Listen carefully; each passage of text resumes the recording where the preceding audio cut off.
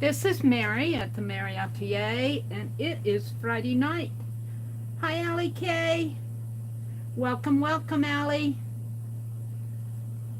Let me get out here and fix my live chat and my quality so that I can see you guys. Advanced. 720. Okay. Hi, Sharon. Welcome, welcome, Sharon. Well, I am working on, or have worked on, I don't think I'm going to do any more to this until I see what Becky is doing. For the, I was reviewing my chat. She asked me how large my fabric is. And I think it's about, let's see, this ruler is 18 inches. So it's about 22 by 13. About 22 by 13 is my fabric. So we're going to leave it like this. I'll probably leave it like this until I thought I had all my erasers put away. And I think she's going to make bags. But we'll wait and see. Hi, Sherry Van. Welcome, welcome. Allie K. And Sharon Lombard. Thank you, guys. I was putting my stuff away. I had ink out here and stamps. And I grabbed all my ink bottles and I put them in my little tray over there, except for I did not have the lid on the black one. And luckily I had this paper out, but I got it all over my hands. Look, I still have it on my hands. Let me put my sponges away too. I'm trying a new thing here. I'm trying to keep my desk relatively free of items while I'm working. But anyway, I had this paper resting on my journal that I made, and it got black ink right in there. So I might just go in with a sponge and darken all the edges up here as if it was meant to be. But I'm not going to do that tonight. This is the flea market journal challenge with Susan Hiles and Cherie at Turquoise Dreaming and Marie at Marie's Miscellany.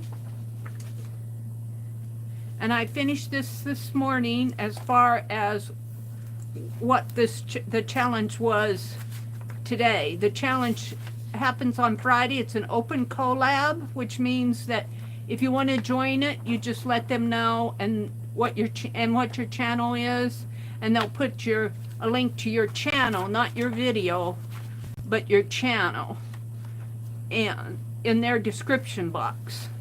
So you're a part of their open collab.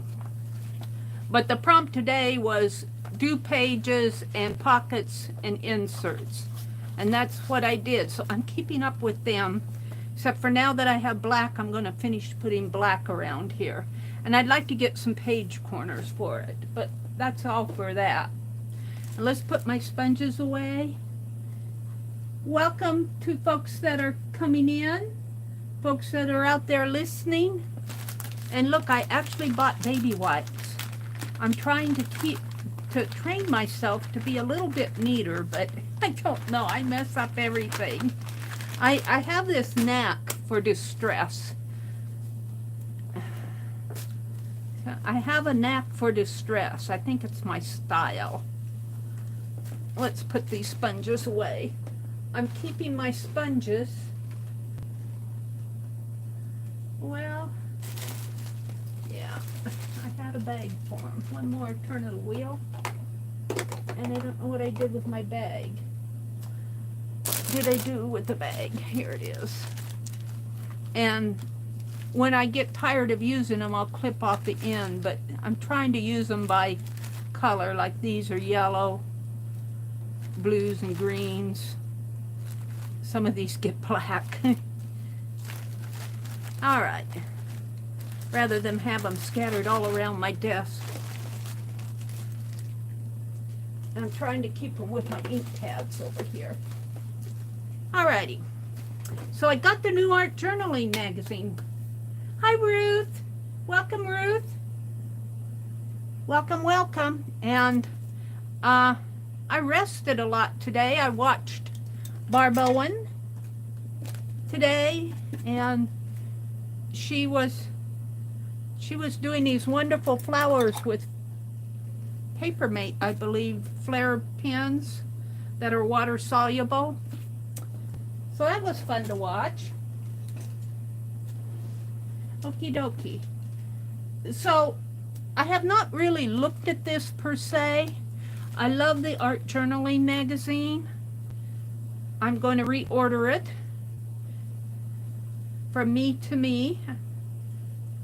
And if you see ink under my fingernails, I've tried to get them clean, but that ink spilled. My fingers were black. My fingers were black with that ink. And you must always screw that lid on tight.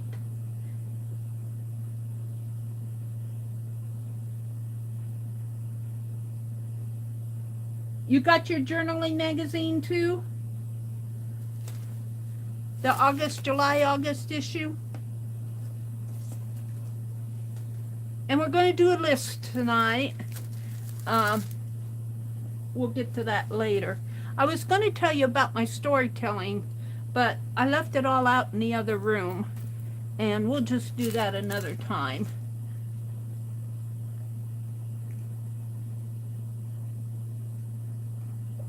Watch me guzzle all this water down tonight, because it's not particularly hot in here. I just don't have air flowing. We had the air conditioner on this afternoon. There is a major heat wave. I had to go out tonight and water the garden and water the flowers, so they're all taken care of till Sunday.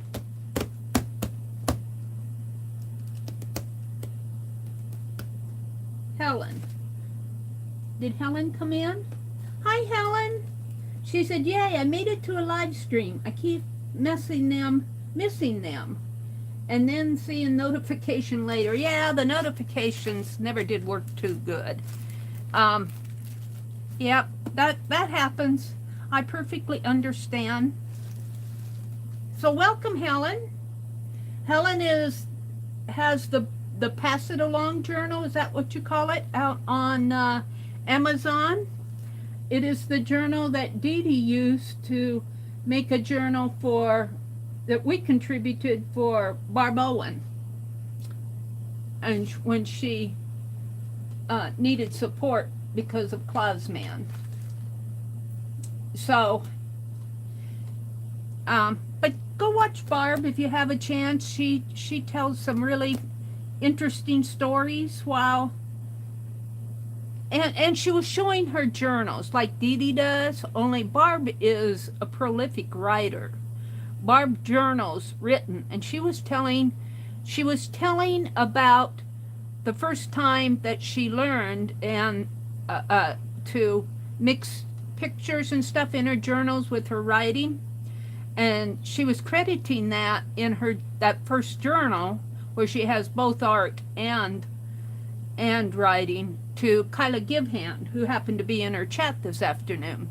Which brings us to another thing. I wish I lived closer because I'll never make it way back there, but Barb is going to be teaching at one of Kyla Givehand's retreats, or Kyla and her husband have a retreat. I believe it's in September, and I think it's back in New Hampshire, but Barb is going to be teaching a class. I was going, oh, is it in the Midwest? Where is that lake you're talking about? And it happened to be way back east, so there's no chance for me to get there, but I hope that, well, I not only hope, I know that she'll get a full sign-up. Barb's a good teacher. All right, so I got the Art Journaling magazine. To tell you the truth, I have only looked at a portion of this. I always read the editorial. I like to read the editorial. I like to look at the mail art. And then I kind of look at some of the articles. I look at the tips of the artist, and I'm going to write to them, because there is one thing they tend to do, and not only them, but some of the other magazines, what they tend to do on some of their fonts, they make them a real, like this is in a real light blue color, and that is very difficult to read unless you have 40/40 or 20/40 or 20/20 eyesight. I can kind of read this one, but it's so light. Here's another one. Well, the red one's okay, but there's one here in a really light yellow that I had to strain my eyes to read it. And I don't know which one it was. Here. It's really hard to read. If they need to make it smaller, like this is a smaller font size, they should make it black, or the red isn't too bad. The red tips I can read. But the really light blues and the light yellows here are really difficult to read. And that's the one thing I noticed when I was looking at this. Here's an article on planting seeds in a tiny journal. Just step through. But what I really like about these magazines is they ask the artist questions. What is your most versatile art supply? And you know, several, I'm not going to read them all, but several people in this group said gesso. Deborah here said gesso. This person said ink tints. This person said gesso. This person said gesso. This one person said a makeup wedge sponge. Acrylic paint. Walnut ink.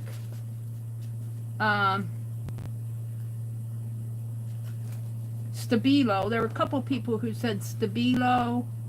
Water-soluble crayons. Black Stabilo, and a vintage typewriter.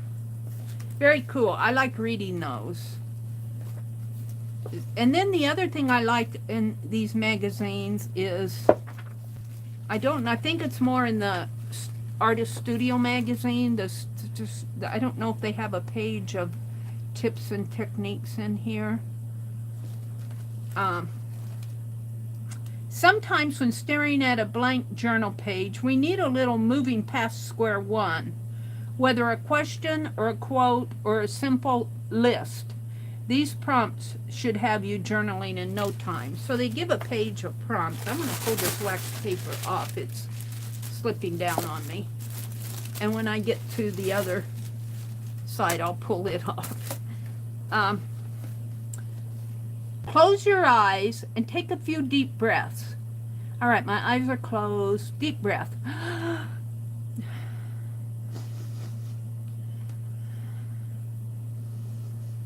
Did you do that? I did 3 deep breaths. The first thing that comes to your mind is where you can start. Well, you know what came to my mind? Did you do that? That's where I'm going to start, is asking if you did that. It could be a word, color, image, quote, song, or anything. So they're saying, really what they're saying is to calm your mind. Just, take a few deep breaths. Stop thinking about the things that are swirling around you. I might have to stop midstream here and go get water. They're saying hello to Helen. Sam. Let's see which Sam came in. Sherry Van, Helen. Who are you calling Sam? Dixie. There's Dixie Doodles. Where's Sam? Oh, Samantha. Samantha Owens. Yeah, there she is. I was going up instead of down. Welcome, Sam. So after my stream this morning, I tell you, I ate a bagel and I promptly fell asleep. And I must have slept till 11:30, 12 o'clock, up around in there. And then it took me a while to wake up and get moving. I read the paper, and then I watched Barb. That's about how my day went today. Becky opened her room. I noticed Becky in Barb's stream. She had to take her little doggy to the vet. Select a floral patterned napkin or paper that has, this is written in, that has a colorful background. Paint the background between the flowers with a thin layer of gesso, using a small paintbrush to give it a painterly look. Use this as an interesting background in your art journal page. So some napkin art going on there. Here are some prompts. 30 things that scream summer. 20 words that describe me. 20 words that describe my artwork. 5 artists I want to learn more about. My dream vacation. She is blank. If I could only use 3 supplies in my journal, what would they be? I feel strongest when, and I'm always dreaming, what was it? I'm always one to get up and go dance when I hear blank. So there's a whole page of prompts there. Some interesting art. This is the gallery portion. It's always fun to look to see what other people are doing, creating.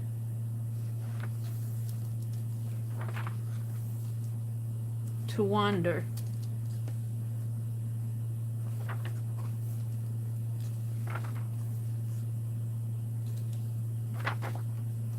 So there's the gallery section and the value of art journaling. The value of art journaling by Monica Y. Other. It says Monica Yother, Y-O-T-H-E-R. She says, I honestly don't remember the first time I heard the term art journaling. But looking back on my life, it seems inevitable that I would find myself immersed in the practice. I've been a full-time graphic designer and illustrator since 1987, and I've always drawn, painted, and kept written journal of some kind. So putting ideas down on paper using images in addition to words is soothing in my art. So this whole article, I just read the first paragraph. This whole article talks about the value of art journaling. That looks like I'm going to go read more of it after. You can get a lot of ideas just playing in your art journal. Your art journaling, I read this someplace, that art journaling is not so much about the end product as it is about the process of doing it. It's not so much about, of course, now when you're doing things like the Kaboodles, those are kind of about the end product to me, even though I learn a lot of different techniques doing art inspired by somebody else. When I do a Kaboodle, which is a theme of Boho, that to me, it's the process, but it's also the end product. But when I'm just playing in my art journal, maybe doing doodles or sketching or something like that, it's more about the process of art journaling rather than getting a perfect piece of art when you're done. Some interesting art in here. This is the page that I really like. Techniques to try. And they give 12 different techniques based on the art in the articles that were submitted in here. If your page feels like it's missing something, add a final layer with a transparent piece of glassine or vellum. It will not obscure your design, and it will add an interesting texture and sheen to your work. So they've got some art here, looks like two heads, two people here in silhouette, and then they added across that page, they added a clear piece, transparent piece. Transparent art, that's what attracted me to that. So that's a technique to try. After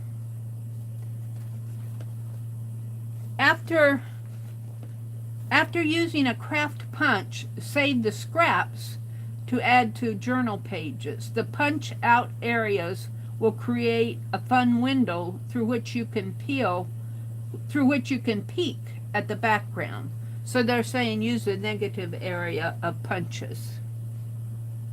Rip up your old work and use it as a collage in your journal. From old journal pages to random doodles to unfinished artwork, it can all live again in an interesting scrap page. So I like to come in here and see if there's one of these that are particularly inspiring me. This one, I've seen Dee Dee do that. She reinvents new art out of some of her old art. Hi, Johnny, Junk Journal Shop. How you doing, lady? Hi, Jamie. Welcome, Jamie. Hi, Barbara. Welcome, welcome. Johnny, what are you up to? Are you doing studio boxes in any of these months of June, July, or August? I'm a-wondering when your next studio box release is going to be. She says, hi, Samantha, Sharon, Bar Valley, Sherry, Helen, Ruth, Dixie, and Jamie. She says, I'm good, Mary. I hope you are well. Jamie says, hello, Mary and all. Which reminds me, not tomorrow, but next week is our Fourth Art Saturday. And so far, I just have 2 people. Usually we got a week to get our links in, but so far I just have 2 links and myself. So, reminder to those who are participating in June.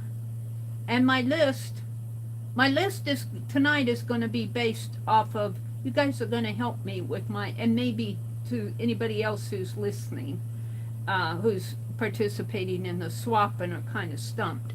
But I do give the players in the Fourth Art Saturday, I do give them the option if the theme or whatever I suggest that they do, if they aren't jiving with it, it's just not their thing, that they can do a wild card. So if you're ever watching one of the Fourth Art Saturdays and you go, what does that have to do with, the theme? And it really doesn't. They're just doing their own thing. And I feel like that's really, rather than say, you aren't doing what I said to do, therefore you can't play. I don't like that. I just say, if you're not jiving with my theme, go do something that thanks for hopping with us, and go do something you enjoy. But I get a kick out of Roy. Not only do I enjoy his intros, he takes every theme and is able to, and he's really good with fabric art. He takes the theme and interprets it in like either quilting or some sort of a fabric design, fabric project. And Janet Nash, she's just does wonderful on the prompts. She gets so much in a short video. It just amazes me. Let's see, Johnny says she's working on a studio box now, a botany theme. Oh, is that for June? Is that for the end of June, Johnny? Let's see what she says. Dixie says, hi, Johnny. ABG says, yes, and I'm excited about it. Fourth Art Saturday. Get your links in. Yeah. APG Jamie is she and Tanya and Janet Nash and Roy I can always count on them doing something, unless, you know, like Janet went on, or Tanya went on vacation last month. So, you know, unless a life event comes up. But I was a little bit worried about this theme this month. I'm going, but then I said, okay, they have a wild card if they're not jiving with it, if it's nothing, you know, if they can't think of anything to go with the theme. So it's not tomorrow, it's next Saturday. It's always the fourth Saturday. And you guys are going to help me tonight. I'm going to ask you for some we're going to do a list. I must be thirsty because I've drank over half of that water. And I just filled that up before I came in here. There's Tanya. Hi, Tanya. Welcome, welcome, Tanya. I'll bet it's cooking sizzling hot down there in Florida, huh? It's pretty warm up here. It's in like 97, 98 here. But I stayed in most of the day. But this evening I had to go out and water the garden, water the flowers. You know, those poor flowers are out there steaming in the sun. Welcome, Tanya. Tanya says she's just popping in to say hello, hello, hello. What is the theme this month? The theme is to do a caricature of an imaginary person.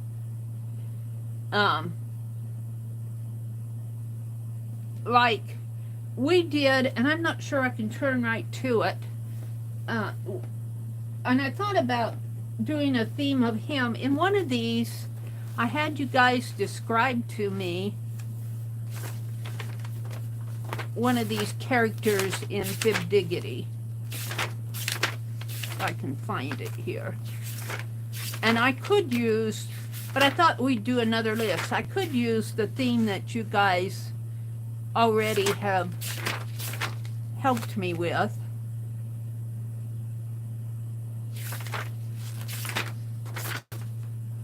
List items. List commonplace items. That's not it. I'll find it here.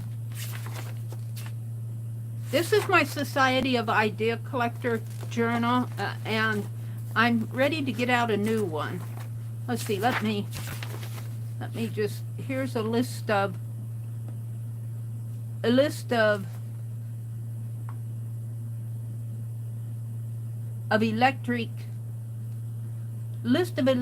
that are a list of things that are electric or otherwise powered by electricity, like our printer, hair dryer, fan. That was for the steampunk journal.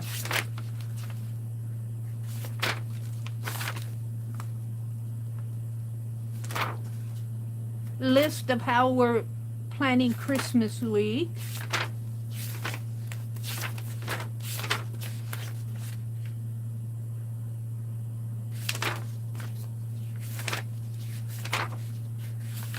That was for the Awaka doll right here, down here. It's fun to go back and just kind of what I'm doing now is kind of going through here. This is the one I'm referring to that I could do as a caricature, and this is something like what I want to do tonight, but not of this one. This one is a good one to use though. We did this on what day? I don't have a day. Let's see. This one was done on, I need to start dating these.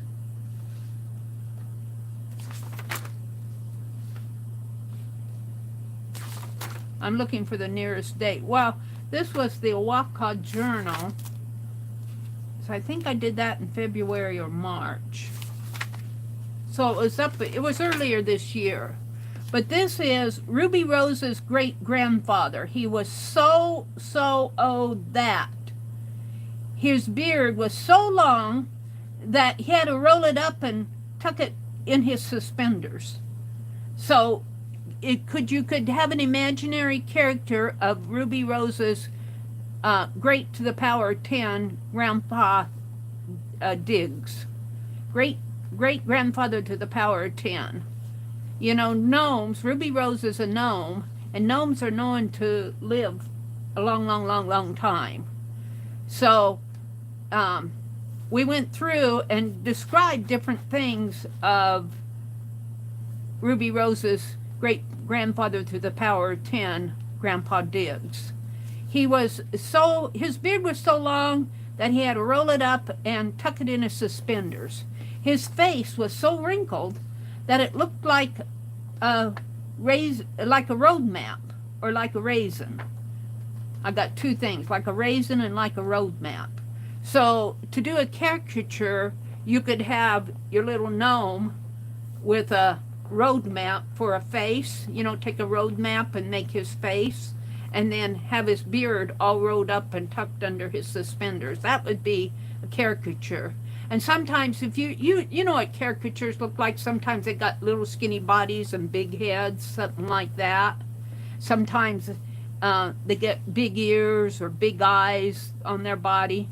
His back was so bent that it looked like a gnarled piece of wood. His eyes were so blue that they looked like chips of sapphire. His teeth were so worn down, or white or black, that he mumbled when he spoke, that he chewed cardboard. Oh, that he could only chew cardboard. His ears were so big that he heard all around the world. He had so much hair. Oh, let's see. Or his ears were so hairy or big that they looked like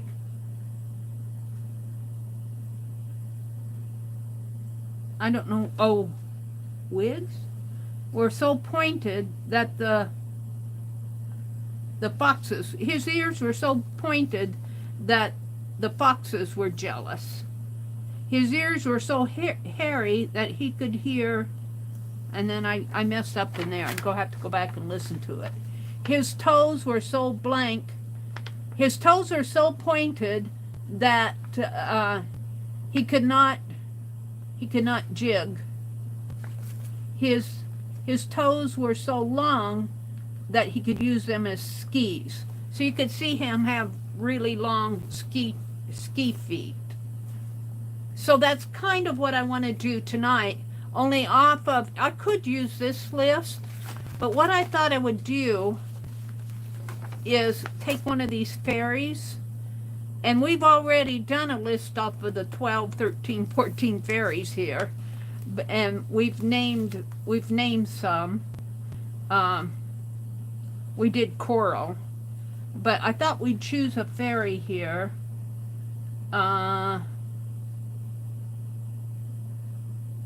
One of the boy fairies would be nice to use. Let's see. I think under here is another.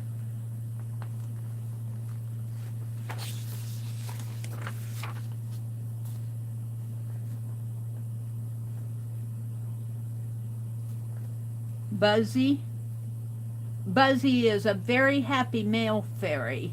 He helps bees, but that isn't the one. There was another one that was a boy.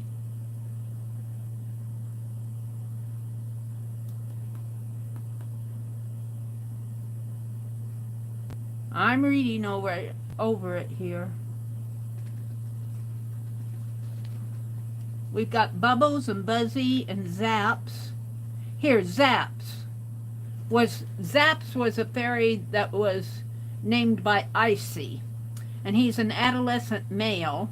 He controls sparks and lightning is his talent, and his mischievous nature is he throws sparks at people at random when he gets bored, and his favorite color is golden, shimmery, or ice, or jet black, jet blue, or purple with a spot of purple.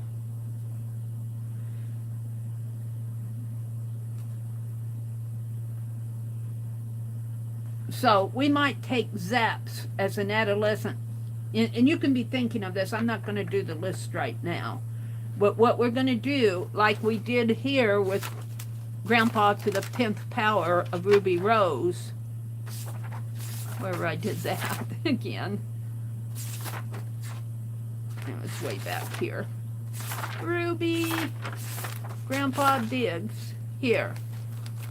We're going to describe his eyes, describe his, and in this case we know that he controls sparks and lightning, and he's an adolescent, a male fairy, little fairy boy. So we're going to kind of describe him. I'm going to put this bobby pin when we get there, but I'm not ready to do that yet tonight. So that's kind of where I'm going with my list. Now, I don't know what everybody else is. I don't know how they're going to interpret this prompt. I won't know until Saturday morning, right along with you guys, and I'm never disappointed. Never disappointed what the people who participate in the hops do. I mean, they outdo me. I know they do. I mean, not that there's a challenge or anything. It's just that they always come up with really creative ideas. Like last month, Roy, the theme was universe and gallery and stars. And Roy gave an excellent video on how to make a Scandinavian star. And he taught it in his stream, you know, and he taught all the ins and outs, and then after he he demonstrated it. He just excellent video. And then after he did all that, then he went and he made a bag out of starry fabric. Just an excellent video. Rosemary. Rosemary is here. Hi, Rosemary. Rosemary's probably all done. Let's jump from... I was just kind of going through... I didn't go through the whole magazine. I haven't read it. I was kind of pointing out some of my favorite... What I would like to do in here is take an old piece of artwork that I'm not really happy with and reinvent it. That's off of this prompt. But I don't know if I'll have time to do that tonight. Let's get out the... I'm going to call this done. This is to go along with Becky. Becky did too, because and you know what she is doing? I need to go out and watch her video. I haven't done her video yet on the episode 1 of her Tunisian crochet, and I got a notice that the UPS tried to deliver my crochet hooks today. Well, I don't think that they tried too hard, because they said they couldn't deliver it. And what they usually do is take it to the post office. So I'm hoping I'll get my crochet hooks, my Tunisian crochet hooks. Meri, can you show the cover of that magazine? Yes, this is the art journaling, the July, August. Can't read it down here. July, August, and September issue of the art journaling magazine. I just got it yesterday, I believe. You missed seeing that one. It just came out. It's a brand new issue. And I need to get my renewal in, so I get the fall issue. I think the prices, if you're thinking of subscribing, I think the prices are going to go up in July. So subscribe before July if you're thinking of subscribing to the art journaling magazine, and you'll still get I think it's $49 for 1 year and $99 for 2 years. Let's see. Well, it said that on my cover sheet here. Lock in at our lowest rates before they go up this July. Renew today and save $28. 1 year for 4 issues, which is a 1 year subscription, it's quarterly, and 2 years for, well, 1 year for $49. Well, when you stop and look at that, You round that off to $50, $49.99. Four into $50 goes what? About little over $10. Maybe about $12 an issue. Maybe $12.50 an issue. And you go to a magazine stand and you try to buy a magazine, unless it's one of those, you know, dailies like the Woman, well, not daily, but like the Woman's World and that, they're a little cheaper. But a nice magazine will cost you $9 or $10 anymore. So this is not an outrageous price for a magazine, but their prices are going to go up in July. It's right now in June. They're 1 year for 4 issues, and 2 years you get 8 issues for $100, which makes sense. It's just doubled for 8. You know, it's about between $12 and $13, $14. And that's about what the magazines are running now, especially the nicer ones with all this art and all this inspiration. I don't mind paying that. I keep them like books. Hi, Joyce.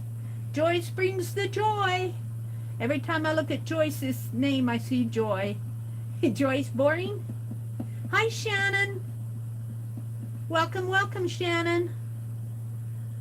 Did Johnny say when her next studio box was going to be out? Rosemary came in. I was going to show Rosemary where I am. Rosemary, I think she was here when I beaded this.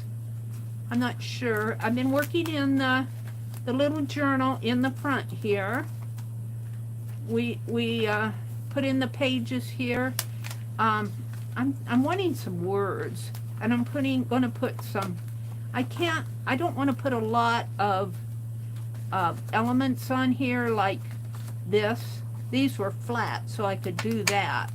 But I don't want to make my little journal real bulky. I'm going to save that for the tags. But I am so happy with how this is coming out. I am just super happy with this. I want to hang something off of here because Rosemary said, I leave those tags because they're fun to hang things off of, and going, yeah, that's what I'm going to do.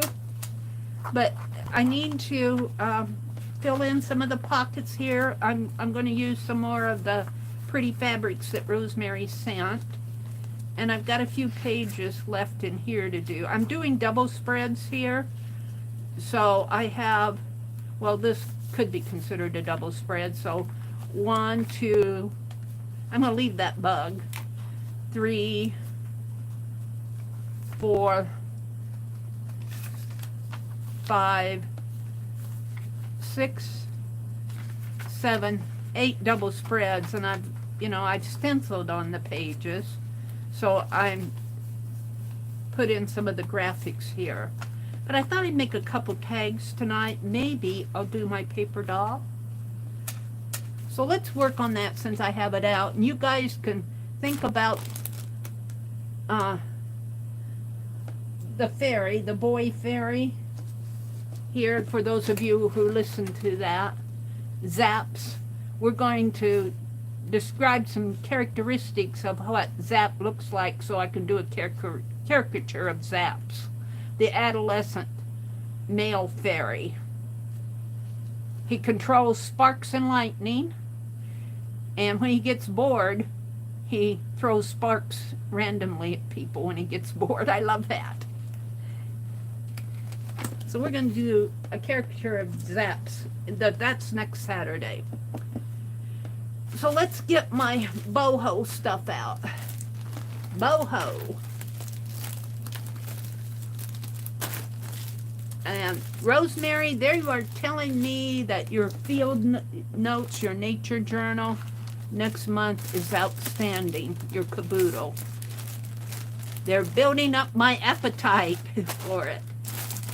So, I've been saving stuff, but this is just the trims and stuff. Let's go to, where did I put that? Are these the papers? No, those are extras. Hold it.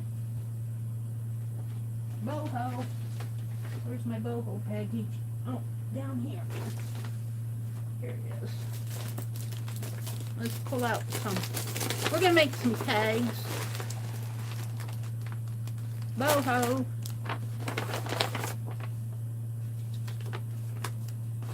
And what's over here? Papers. Hold it. Let me, before I have a craft-a-lunch here.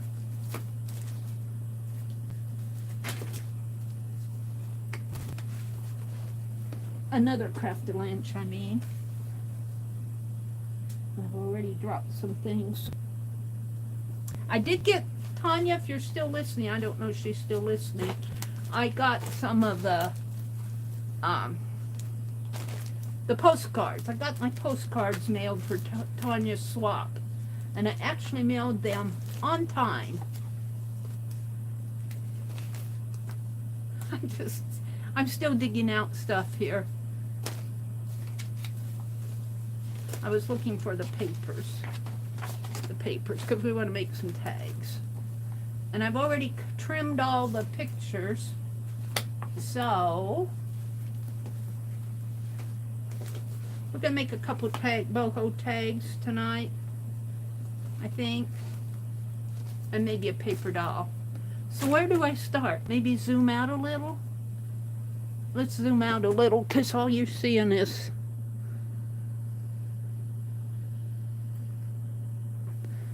that too much? Do you see my desk down here?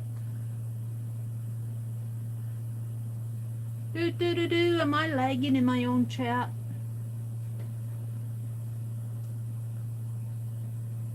Oh yeah, you see me. You see me. See my pretty leggings? That's me. I think I've lost 10 pounds though mowing the lawn. Let's fix that. How is that? I've sweated off 10 pounds. I'm waiting for my tablet to catch up so I can see what my desk looks like. Yeah, that's good. Yeah. Alrighty. We don't need this. Let's put them up here. These are cool. I might make some tags out of some of this. Now this went with the cowgirl journal. Let's see, I'm really attracted to this. And I want to use one of these on Becky's, just a little square on Becky's canvas. But we have the other one here. So let's make some tags. Let's use this and this. And let's save that out. And this really, I got this for my, I don't know where I got it. It was probably Happy Mail or somebody sent it to me. Or it came in one of the Kaboodles. But I was thinking it'd go pretty in my gold journal. But I've got gold all over the place. And I've got these. We need some pictures. What did I do with all the pictures? We got trims galore here. And I'll come back to that. The pictures must be in here.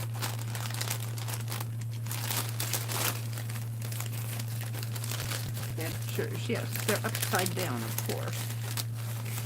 So let's pick out, we could use this. I've been saving the cutoff of that. And Rosemary gave us some extra deli in case we wanted to do some jelly printing. Let's pull out some pictures here for tag.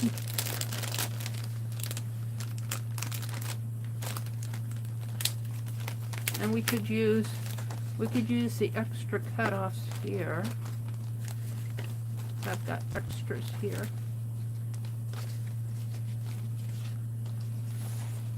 This, I think I'll put this on the inside because it's so striking. I've already got one on the front. So let's just put the pictures over here. That goes with the trims. Let's pull some more of these out.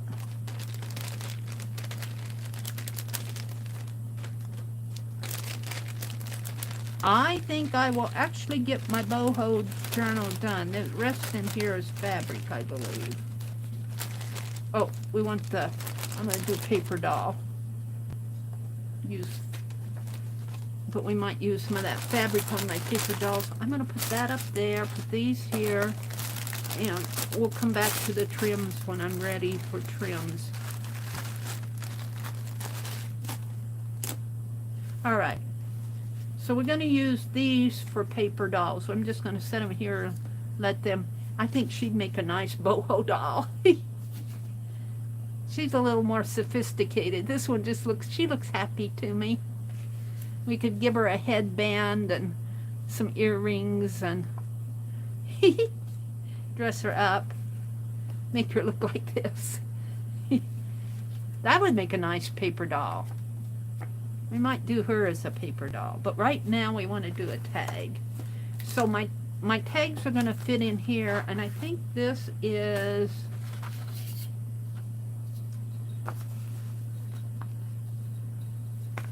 from top to bottom is 9 inches. So maybe my tag about 7.5 inches. We're going to do a couple tags. And let's choose this for one, because I've already got the back. I think Rosemary sent this. And it is, I never get this straight when I never get it straight.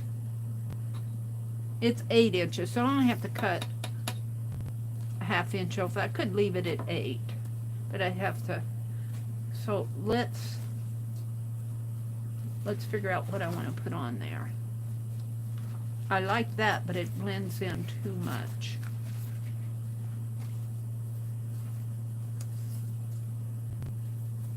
I don't like any of those on there. We might do paper on there. How about, where did I see that? Do.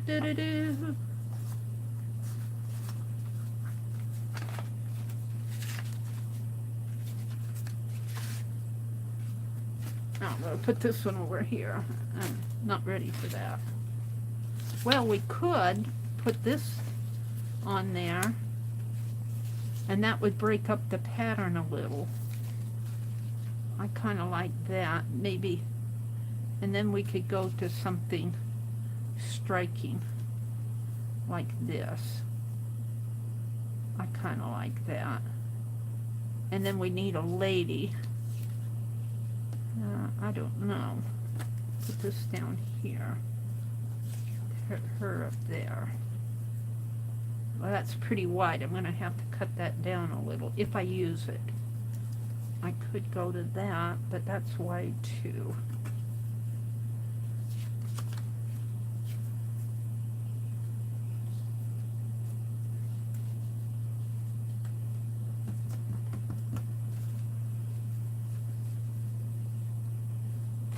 No, I'm liking this one.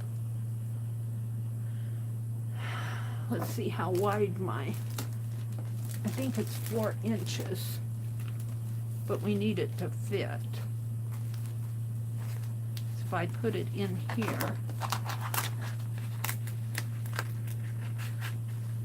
and I glued this down here, right in there, I glued that down, so maybe on this side.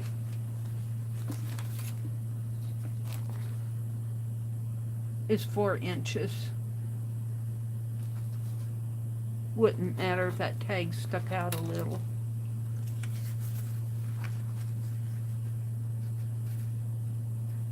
I think we need to cut this about 3.5 inches. No, well, yeah, 3.5. 3 3/4.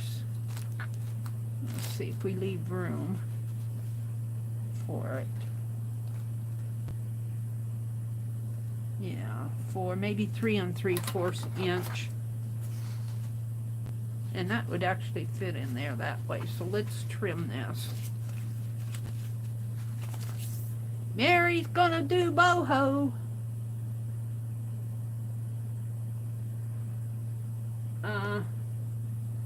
What is a caboodle?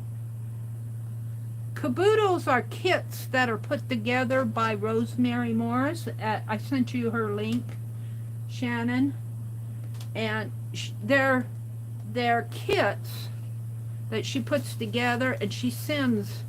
And I have added a lot of my own stuff here, but things like this and papers, and she does every month. What she'll do is she'll do a Kaboodle kit, and it's like the kit and Kaboodle. And that's what how she got the Kaboodle. And every month she offers these for sale. And she does other things too, but her Kaboodles, I've been buying them almost consistently for a year or so now because I enjoy them so much. And she sends you all this stuff like this and this trim and the trim here. She sent this, and she shows you how she puts it together. But she also, every month when she gets ready for, she's already got the July kit, I think, done. I don't know if she's put it in her Etsy yet or not. I'll have to go check. But she goes through what's inside of the kit so you know what you're getting. And she calls them Kaboodles. And they're just art journal kits is what they are. And what I enjoy about them, I enjoy because she inspires me so much. I learn so much from her techniques. But I add a lot of my own stuff if I have it around.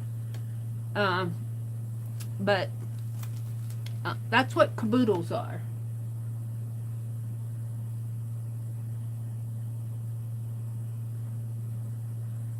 Riri says, they're great fun, reasonably priced, and you can do it yourself. Her YouTube channel is the Rusty Peacock. I'm sure she came by that name from the expression, the whole kit and caboodle. Yeah, only she spells it K-O instead of C-O. The kits are for sale on Etsy. Rosemary was in here earlier. I don't know if she listens while she works. Let's see. Made by Pam. Hi, Pam. Welcome. I'm looking to see if Johnny answered me about her studio box. Tanya had to go back to work. Rosemary says, yes, I saw the beading. Very cool. Yeah. Yeah, the beading kind of stumped me because I was looking for a needle to fit inside of these beads. And we ended up using some beading wire, which, you know, I'm not a beader, so here I was looking for a tiny, tiny needle. And I think it was Dee Dee says, I was lurking and I just had to come in and tell Meri that I use beading wire. I'm going, yeah, but I don't have any. And I was putting my thread back and there was a spool of beading wire that I got from someplace.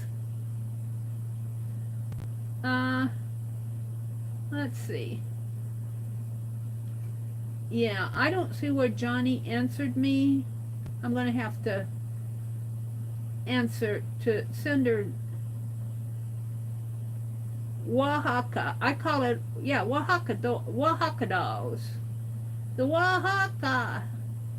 I'm still kind of working on that journal. I got the cover all done, and I worked on one page, and I got the doll done, and then steampunk happened, I think. Steampunk happened.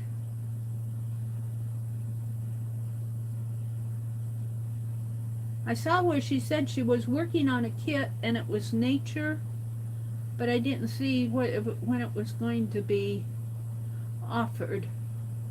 She says, yep, working on a studio box, oh, but botany theme. And then we got off on 4th Art Saturday. So I'm going to have to say, when are you offering it for sale?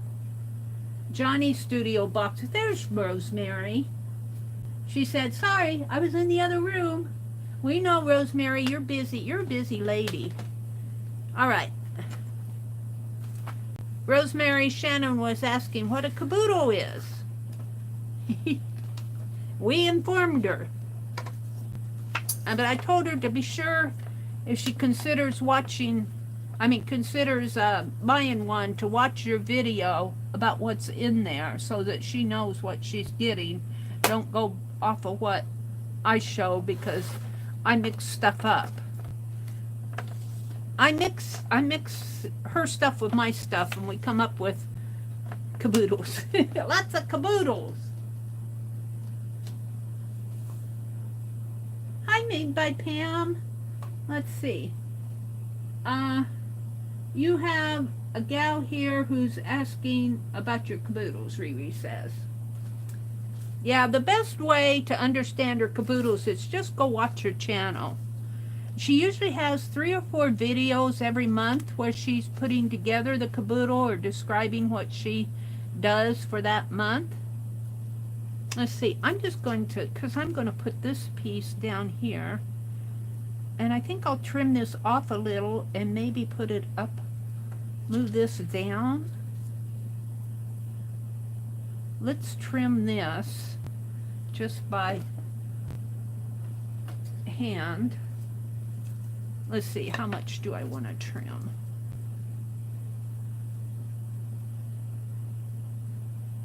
About in the middle of that, which would be right about here.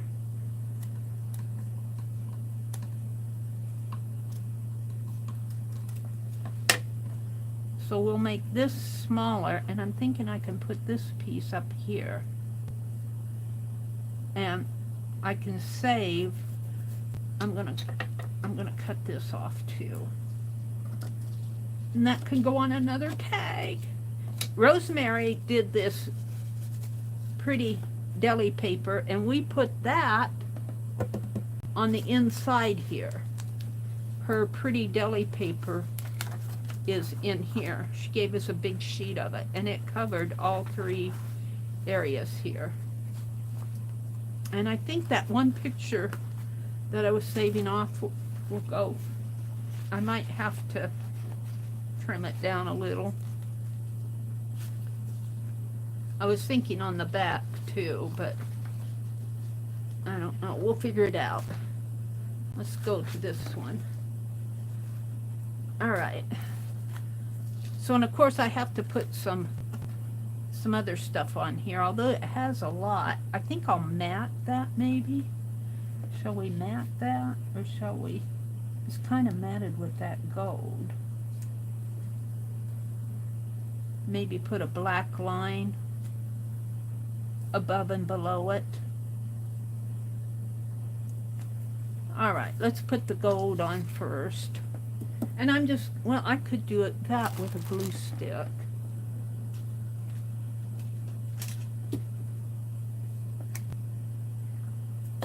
And let's see.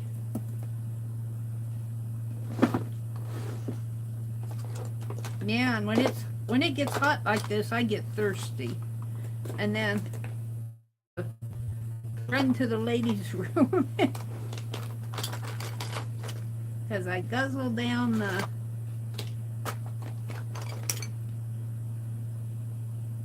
I don't know if I can see this on there. Hold on.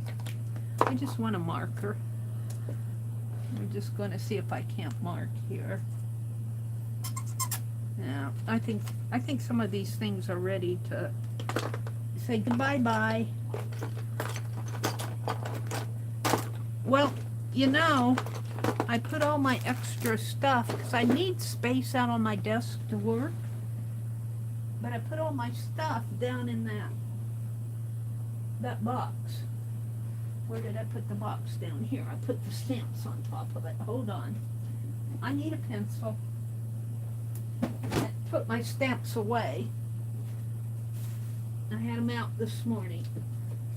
But what I'm doing, see, I got this box at Walmart, and I like it because it's like a basket with a lid on it.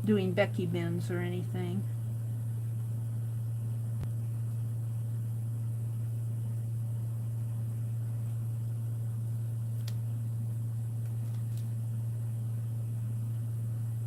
So tags aren't hard to make.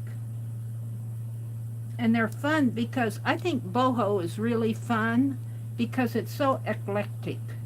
You don't have to, you can mix up the styles, you can use different things. It's just a really eclectic style. You don't have to worry too much about following certain rules, like if you were doing Art Nouveau, you would have a lot of organic and beautiful ladies and double lines, double line borders, that type of stuff. And Art Deco is something like Art Nouveau, only it's more streamlined. It's not as organic. And look at, it's catching on to my hand here.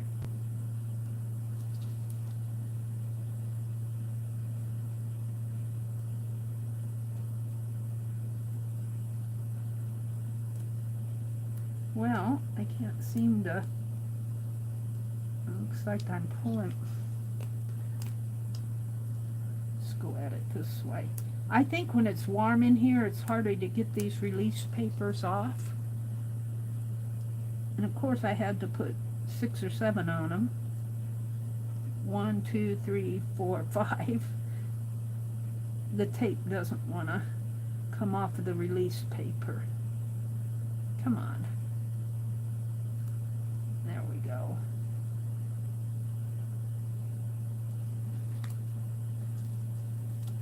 Okay.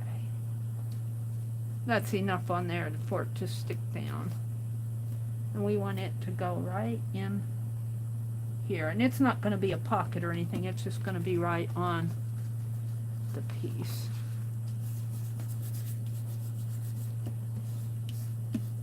And then I want to put this piece up here. Now, do I want it just to be a flat tag? It's kind of flimsy in there. Well, when I get that picture on there, what did I do with the picture?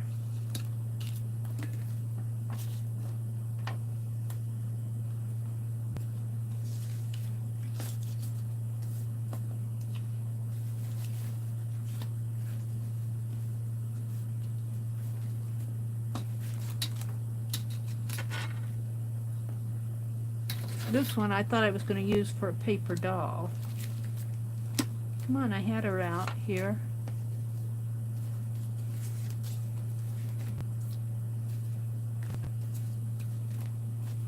Isn't that something how I lose things?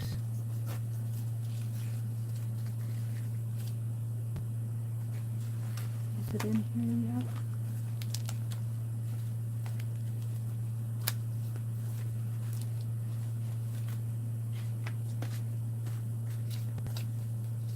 Maybe I did have her on here, but I want to use her for a paper doll. Let's find another lady.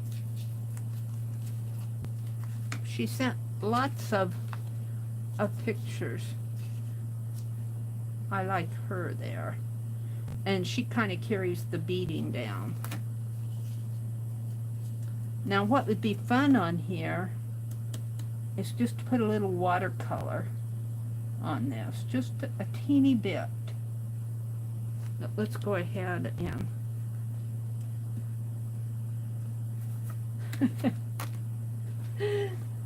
I'm laughing because I thought I lost the tape.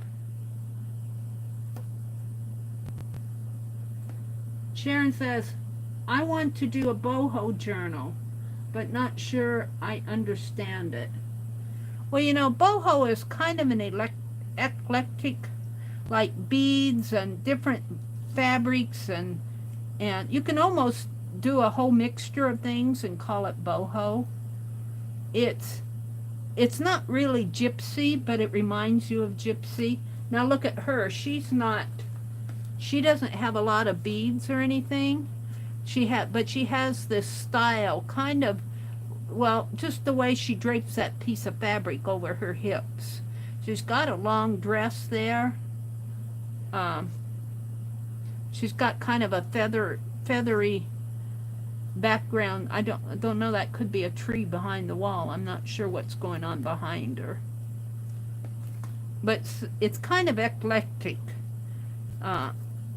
style.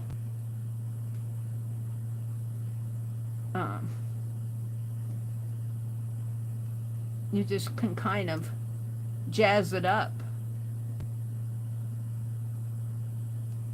I have it here. Let me show you some of the things, Sharon. This is the Boho tag book that we made in Becky's group a couple years ago. Now this one's mine, but let's go. This one is the one that Ruth did. Ruth Lamb did this one. And look at that camel. This is a camel behind here. She's got big flowers here and feathers. She's got a feathery paper clip.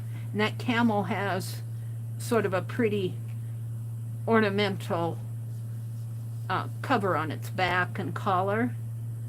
Very pretty. And then she's got kind of a leaf design around there.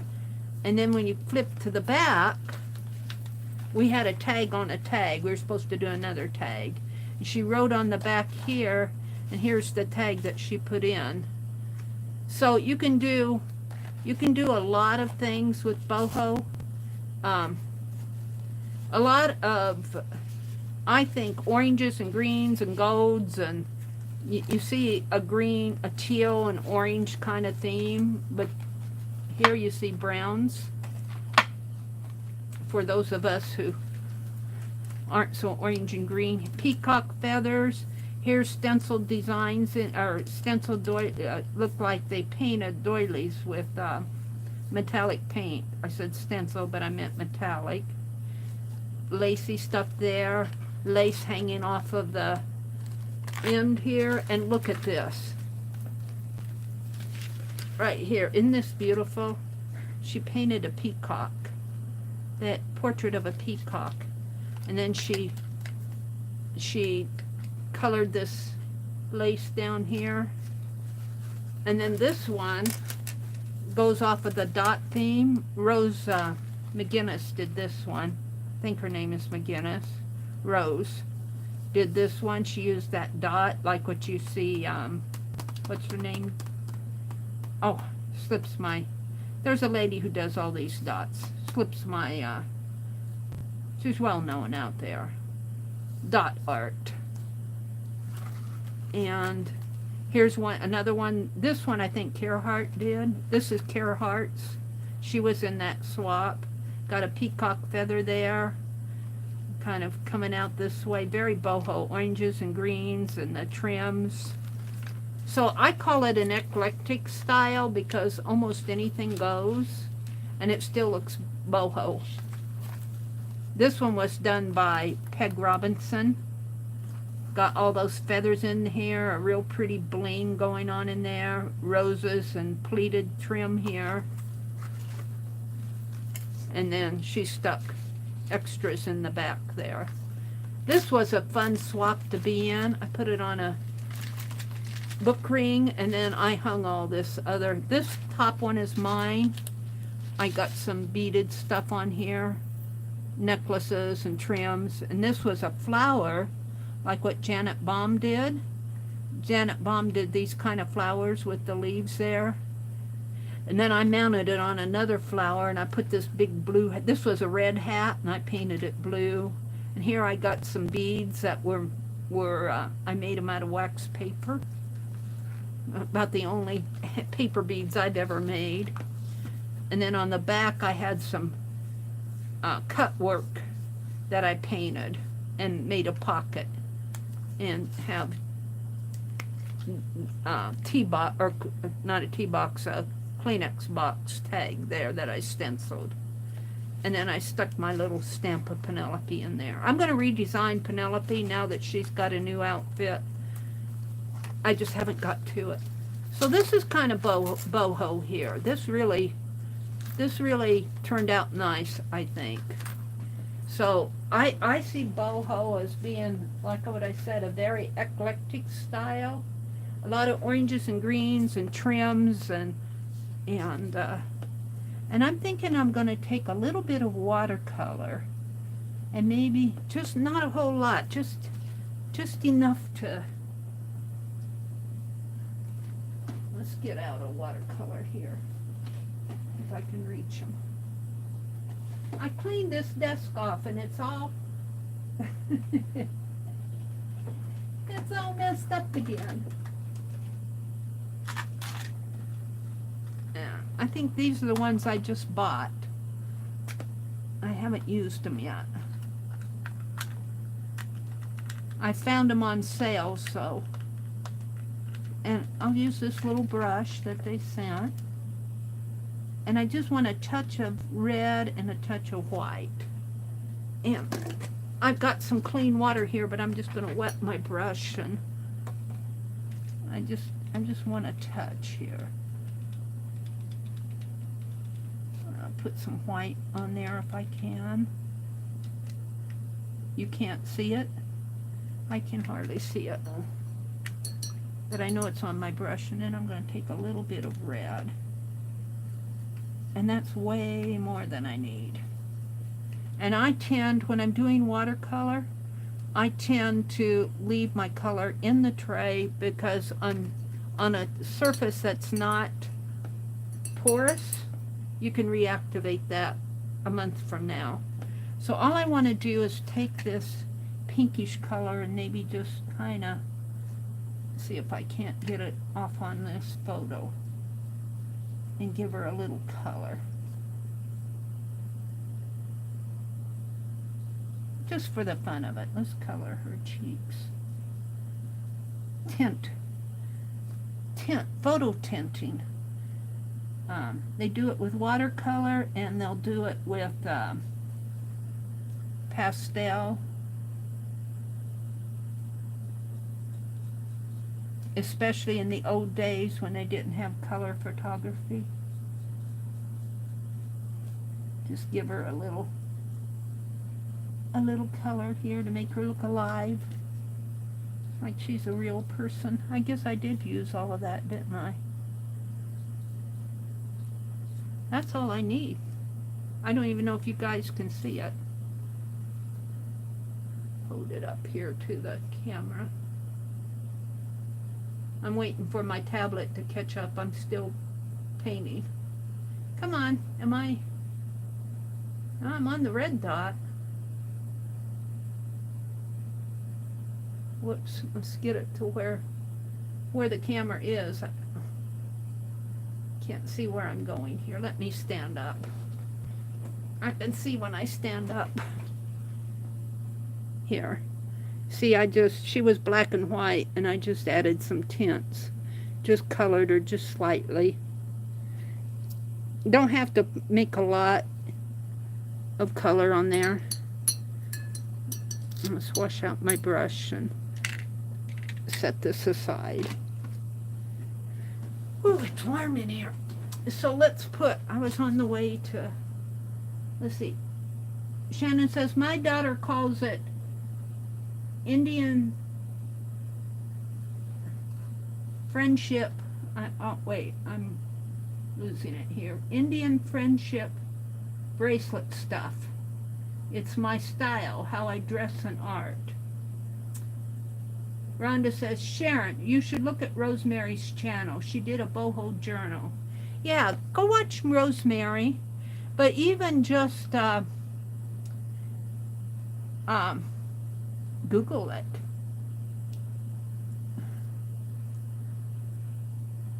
I'm sure Sharon would come up with something really cool.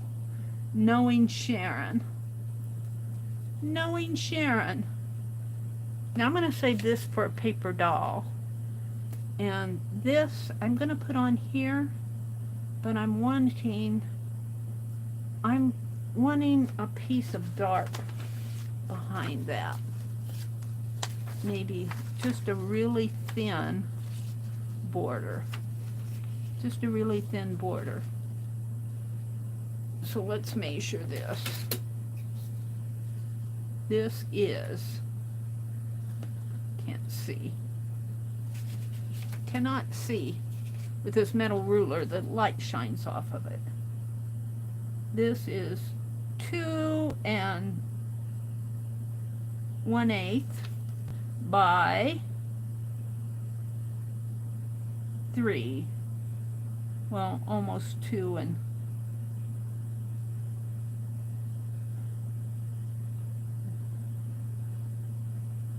we'll call it 3, just a little bit under 3. So, what did I say, 2 1/8? And I want this a little bit larger. Now, so 2 2/8 is 2 1/4. So I want it 2 3/8. If I want an 1/8 inch. Wait. And if I mess up, we'll do it again. By 3 1/4. Let's make it 3 1/4. I think that will work. 3 1/4 will work. Probably more than work. 3 1/4.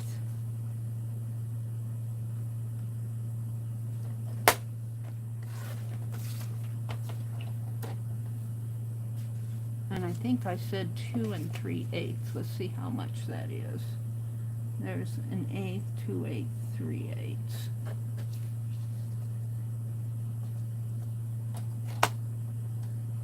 Yeah. I think that will work. We'll see. It's just paper, Rosemary says, if you goof up. But I think that will work. And that will kind of mat this on here and give it a border. I'm liking that. It is kind of flimsy yet because this was just a paper. But it's going to fit in. All right, let's go ahead and do this.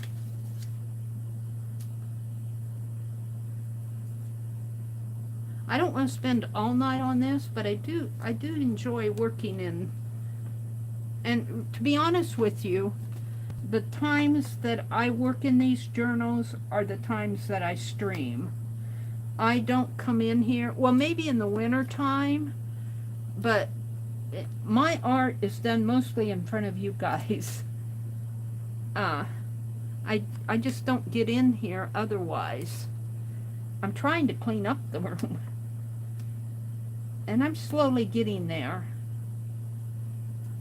But you guys, I laughed at Keisha's tonight because I'm the one who puts up a stink. I'm putting up a stink in Keisha's because I don't think she should do that wheel for all 3 vintage auctions. It's just she asked for our input, so I gave her my input. But I don't have clout out there. And I was thinking she could do it sequence style, but she started, when she was hunting for numbers, she started putting them, because I've done that before. And when you try to do 8 giveaways and 8 spins and all of that, it gets a little much hunting for the number. That's what she was doing. She was hunting for the numbers that the people listed, and she was trying to get her spinner to land on that number. And I was going, no, just do 100 numbers and pick the winners based on what the random org gives you, or what the random thing gives you. Take the first 8 winning numbers. And I was trying to explain it, and I did not put this down right, of course. And of course, to tear it off, maybe I can get it off if I'm careful here. Curled it, but I got it off. But I'm the one who puts up the stink, and because truthfully I think that the spinner tends to pick the same people every time. I don't know. Maybe it's just my imagination, but, and including me, I've won through that spinner several times. And I didn't expect it, but I didn't win the color box, but I won the,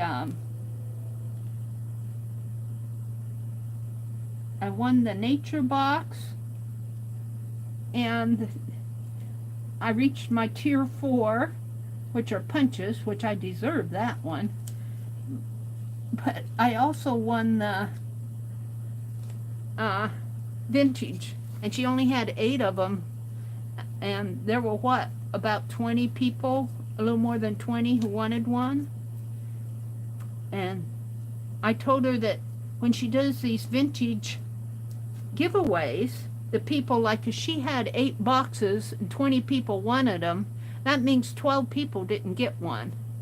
And next month, or the next time that she's offers them, she wouldn't even have to spin for numbers. She could just say, these 12 people wanted them the last time I did it. Let's just, let's just make sure they get what they wanted, if they still want it. But that's just me. I can't, that's just me. She asked for our input, so I gave her my input. But it used to be when I won a lot of stuff like that, I'd give it away. But they've clamped down on giving stuff away. They won't let me give anything away unless I buy 2 of it. I'm going, can't I just give it to somebody? No, that's too hard for me. I'm going, okay, I'll keep it. Every time I win something, I'll be selfish and keep it for myself then. But I like Keisha. I like her auctions. I like her sales. But I think those spinners are... They like the wheel. I'm not convinced that that wheel is always the best way to do things. But, like I said, that's just me. It's not my channel. It's not my auction. It's hers. But she asked for my input, so I told her. And I won it. That's what made me giggle. I won it. I won it. I'm going, see, you should listen to me. All right, I'm liking this. I'm liking that a lot. Now, you know what I need? I need something more on here. Some bling, not bling, but threads. I need some thready stuff like, let's see.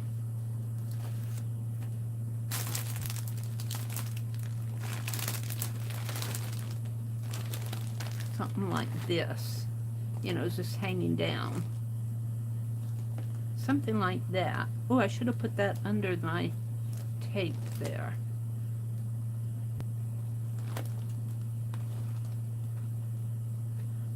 I could just staple that on. I kind of like it. Maybe on this side. Just staple it with my mini stapler and put a bead or something there.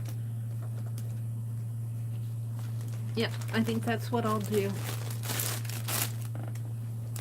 I like Keisha a lot too. She tries to be fair. And she does listen. She says, and thank you for your input. But I'll bet you when I said good night, I'll be back after my stream. I'll bet they thought, yay, Mary's leaving.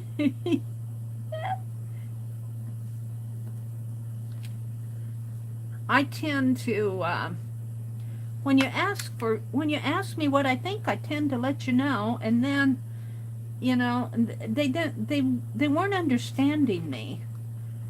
They weren't understanding what I was saying, and so I tend to repeat it. I'm liking that. I tend to repeat it because they didn't get it. Or I didn't think they got it. Okay. Now I want one more thing. What do I want? I want a little blingy. What did I do with my blingies? I had blingies. Let's see what's in here. I got some hearts. I don't want, let's take one of these. I got all of this. This is fun stuff. This is very boho. But I only want maybe three over here. 4 maybe. Maybe 5. Yeah. Let's just cut a row off.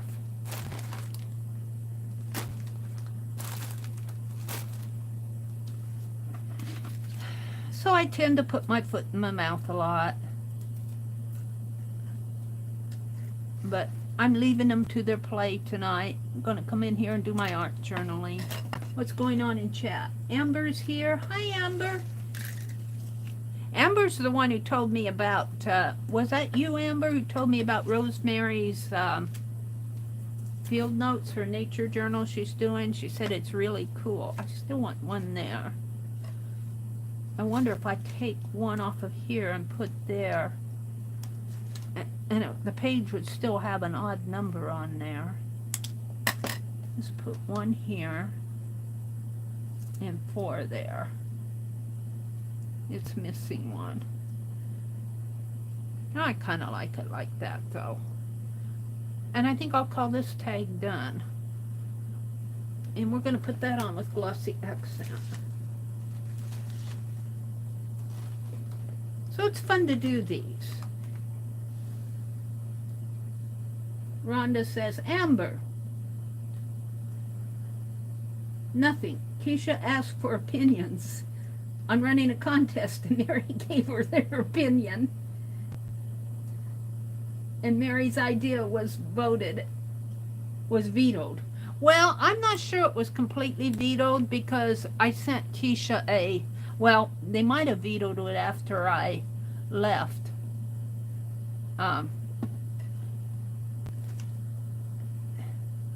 I don't think she was completely understanding what I was saying. And so I sent her how she was doing several spins and it was frustrating her. And I'm going, don't just do 1 spin. You know, do a sequence number spin. And I don't think she knew what a sequence number spin was, which is okay. But she could just do 1 spin. She didn't have to do 50 different spins, and that's what was frustrating her.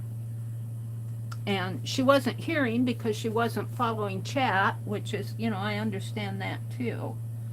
But, and then of course other people was chiming in, let's just do the wheel. I'm going, no! No wheel. You got the wheels on the mystery and the color box. You don't need them on the vintage. I'm saying that to myself. Do something a little different.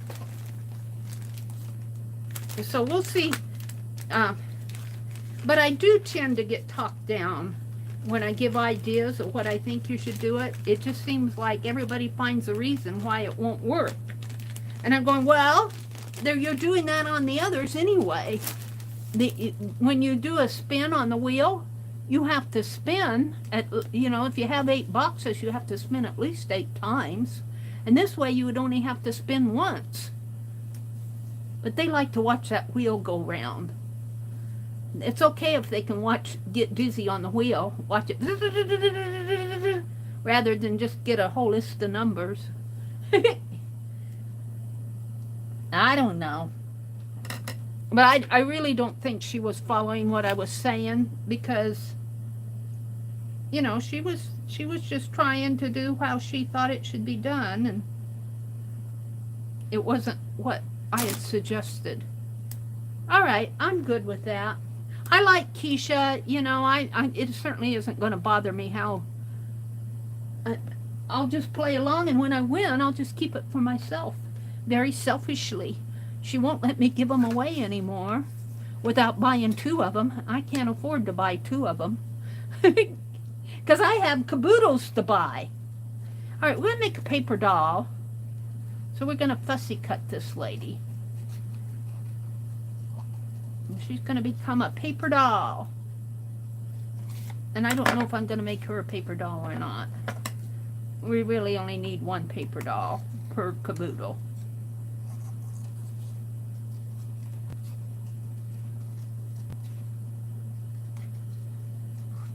And she's probably going, Meri's over there streaming and talking about me. And let's color her face a little too on these black and white photos. Let's give her a little rosy cheek. We'll put the white behind her here. Put some white behind her.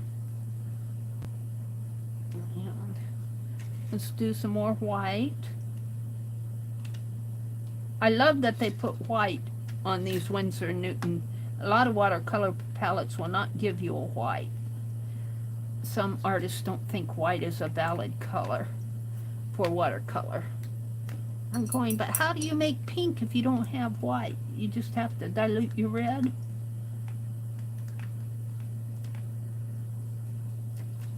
Alright, we're going to give her some rosy cheeks here.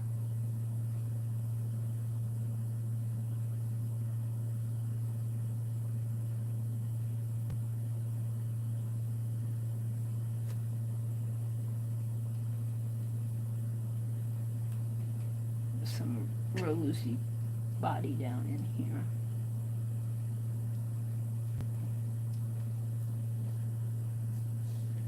Bring it up on her forehead a little.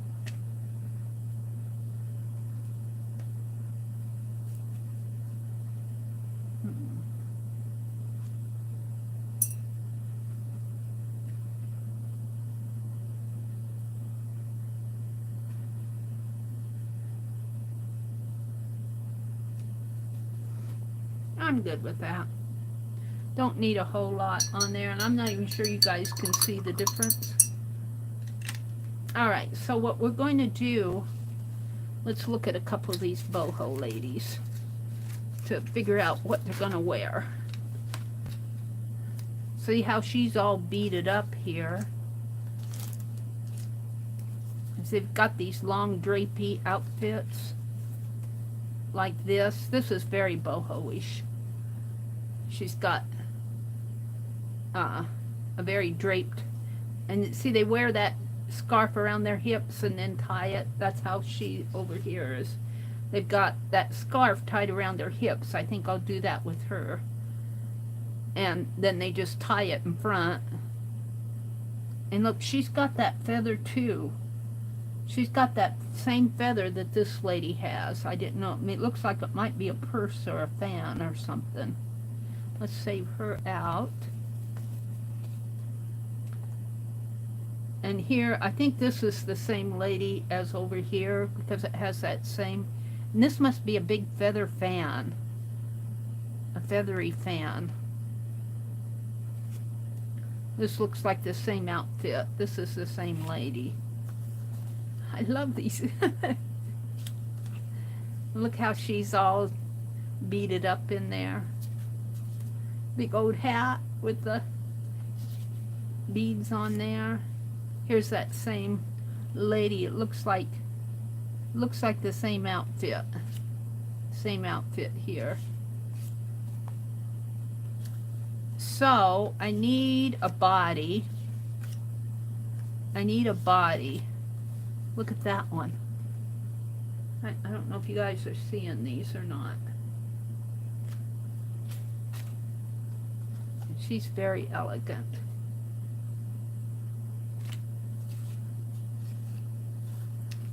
So, what am I going to make the body out of? It needs to be sort of stiff. How about that other cut of this red paper? What did I do with the other side of the red? I cut that red. I need the other. Here it is. We need a base for her. Oh well, this is long too. Oh, I was gonna cut it. Well, all right. Now if I keep it 8 inches long, 7 inches long, let me put these aside.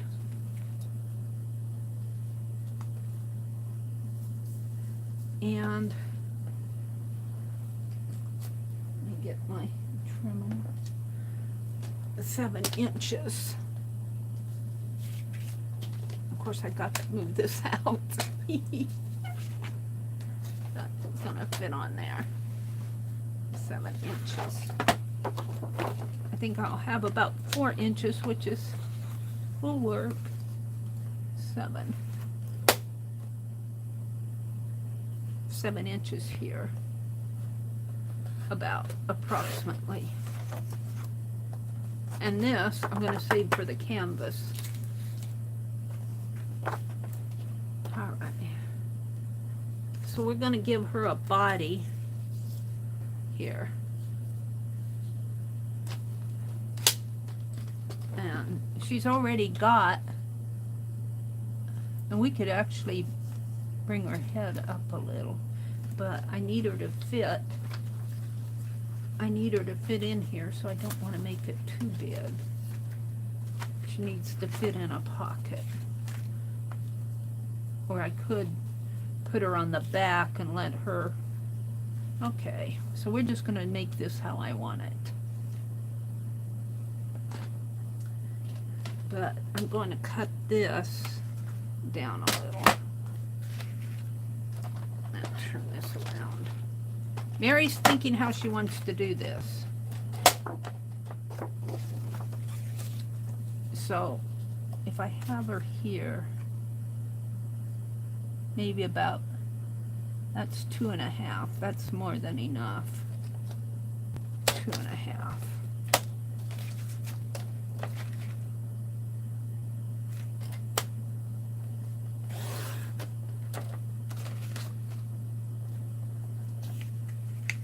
See, and if I put her on the back here, I have enough.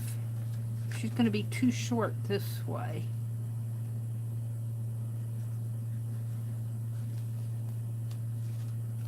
Maybe right about in there.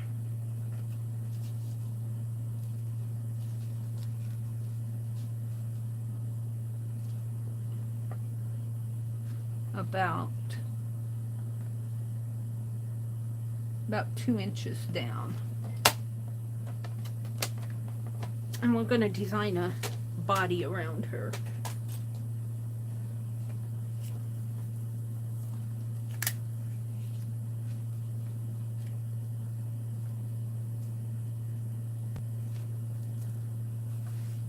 So the first thing I'm going to do is up there and here.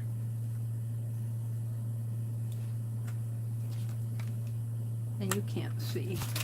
Where's that other pin?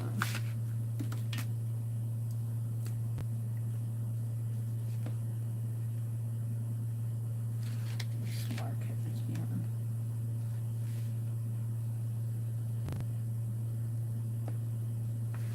Yeah, things stick to me. It's hot and sticky. I got the fan, I went upstairs and got the fan. I just haven't got it set up yet.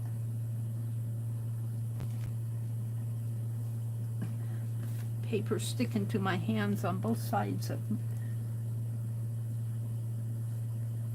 Alright. So we're going to put her right here. Now, I want to go off of how this lady is draped here, and she's got a dress, so it's kind of come down this way. She's already got the top up in here, so she doesn't need too much to come down to her waist. And she's got a wide belt kind of on her fabric in there, so it kind of is coming like that, so I can move this line up here like that, and this one gets lost because it's straight, but we're going to make it like this. We might do something with it. And then she's got she's got a hip here, the hip, and she's got that, where's that one with the frontal view? I put those pictures back over here. Or did I save out the ones that I was going to look at? Hold on.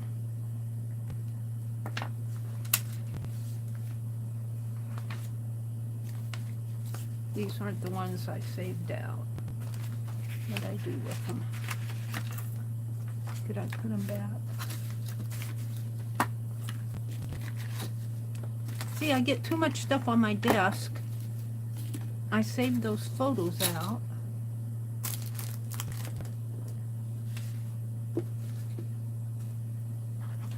I don't think these are the ones I wanted. Just working on my projects, I got too much stuff here.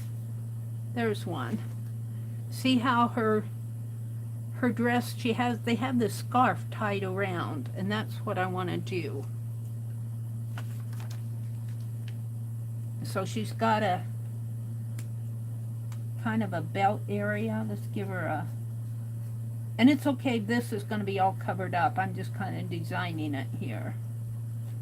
And then she's got another kind of the mid waist area in there, and then her dress kind of comes down, but she's got this scarf wrapped around her hips, and then it drapes down, and we can't see the bottom of it here, but we can over on here.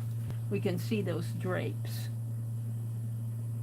So it kind of drapes around like that, and it's kind of tied, and we'll just kind of make a couple of drapey drapes, because I'm going to actually use fabric, and then it kind of comes up this way, kind of comes into a knot here. I'm trying to figure out how it's tied, but it'll be tied, the fabric will tie. This, I'm just kind of sketching it here, stuff. And then kind of coming like that. And then her dress, the fabric comes clear down like this. So, yeah. And this will be bulky. Now, I'm going to cut this out, but I think I might need a stronger piece yet.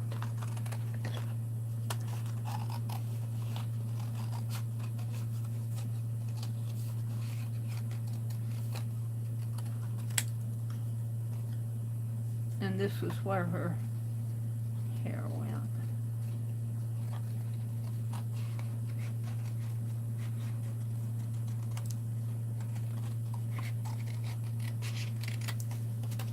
So this is kind of the dress and the bust area, but her picture takes care of the bust area, and I might put some beads on there. I might redo her bust area, we'll see. Torso area, I should say.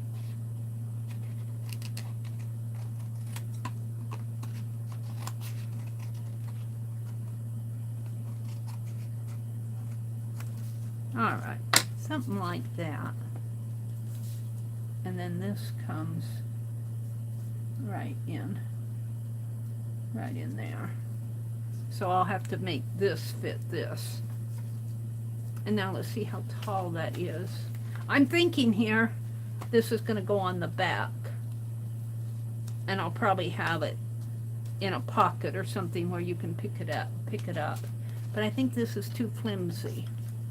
I want something stronger here. So, she said so. I think a piece of that watercolor paper would be nice. I have it right here. It's very strong watercolor paper. After I do her, I think we're going to do our list. It is, oh, it's 9:30. Well, I don't know. Maybe I should stop and do the list. We usually spend a couple hours on our list, though. I guess I won't do the list tonight. You guys heard where I was going with it. I might just do my own mind map him. Let me pull a piece of watercolor paper out of here. It's a nice heavy sheet. And I'm going to run over my magazine if I don't move it.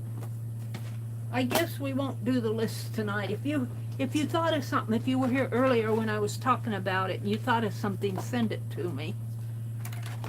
All right, we're going to cut this out of here. She fits right in there. And I'm going to reshape this. I think we'll put fabric on it. She needs some hands. So let's design some hands, because she's got hands here. She needs to be holding a fan. So let's take care of this. Let's bring this down. And let's trim this out a little here. It's hard for me to see. Paperdoll in the making. See, that doesn't match in there. We're just gonna kind of, and then we'll give her a, let's do it on the other side too, because this was a photograph. There. Now we're going to give her some hands.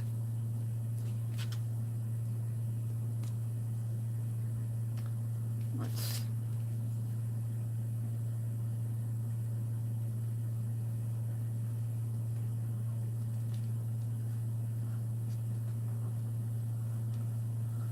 do the base. We can kind of shape that out a little bit more.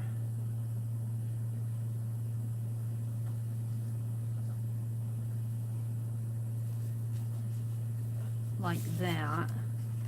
Now her hands, this comes in there. We can get rid of that. And this is actually a scarf. Let's see. Because it kind of drapes in and falls down and drapes up. Oh, she's real hippie here. We might make her a little skinnier. She's too hippie for me. But she's just a paper doll. She can be hippie. She's going to have all sorts of fabric around her. Now, her hands, I want to do in pencil.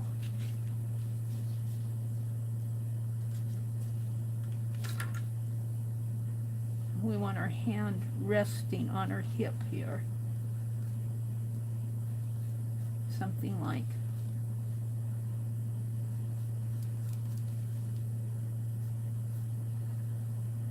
coming out like this. And she actually has fabric draped over her shoulder like that. She's really hippie here. She needs a skinnier waist. We can cut that down a little. I might have to redo it after I get it sketched out. Then this one comes down this way, and this hand kind of comes out this way, and she's holding on to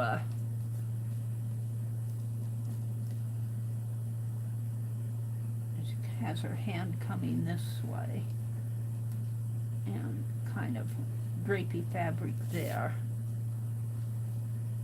Fabric is draped down this way, and on here her hair is in there. I'm going to make this line a little skinnier. She's too fat. She's too fat for my taste. We're going to skinny her down a little. And I could even maybe make her a little bit taller. No, can't make her any taller. So we're going to make her skinnier. And she has a fabric in there, and she's got this tie in here. Tassel. A tassel coming down this way. Alright, I think she's coming along, and this is kind of a plattish color. We're actually going to use fabric on her. And then she's holding on to this fan shaped thing. I don't know, only it's feathery. Like that. I'm liking her. I'm wanting her a little skinnier though. You made her too fat.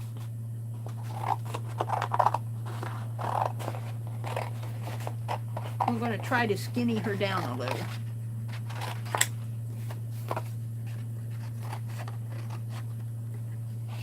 Let's see what you guys are saying. That sounds good, Riri. Riri is. So, Riri said, I bought a couple of rows of register tape at a thrift store for the past year, so I thought I would glue scraps on it. Yeah. The only thing I would say about that register tape, remember some of that tape is heat reactive, like that fits my dynamo machine, my label maker. And after, it just depends what you're doing with it. It can, well, it kind of depends on what you're doing with it.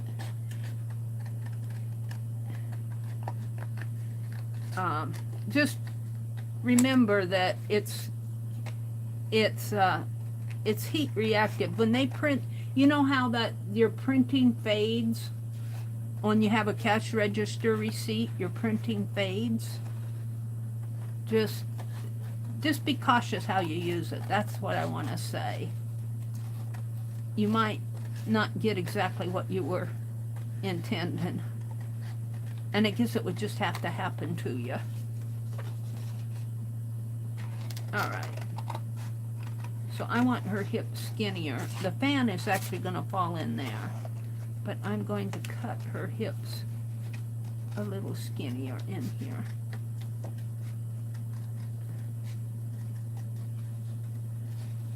And the picture falls in there, but there's fabric in here. I'll just give her a narrow split in there. And we're going to kind of cut this way. Now we need to cut a spot for her head.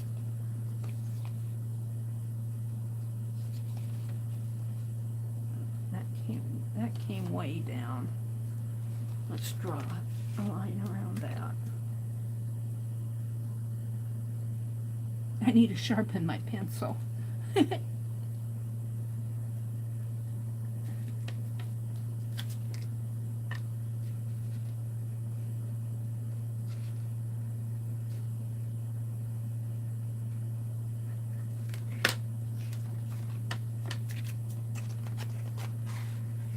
I wanted to do that list tonight, but I get so involved in doing this stuff that I lose track of my time.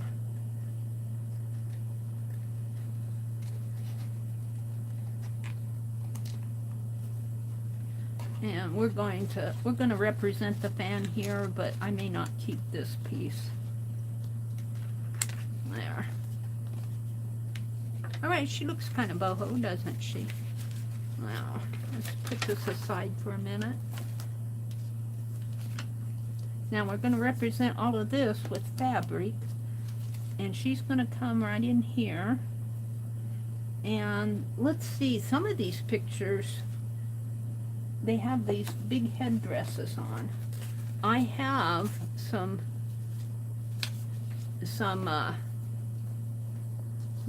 metal pieces. Let's see, find a piece. See how they got that big headdress on there? She's got beads. We could use this for a metal. She's got that band, but I'm thinking a big scarf maybe type thing like that. Or that looks more Indian to me. Look at that big headpiece. I don't know if I could do that. So we could do a unique headpiece. Not more than one picture there. Yeah. Look at her. She's so elegant. I kind of like these colored ones, but she's too big for a paper doll. Look at her headpiece.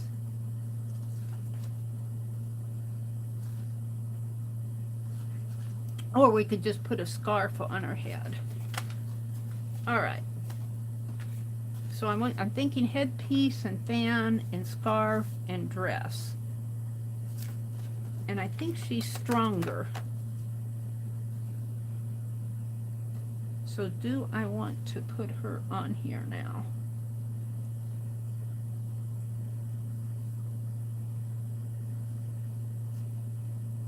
I had it like this.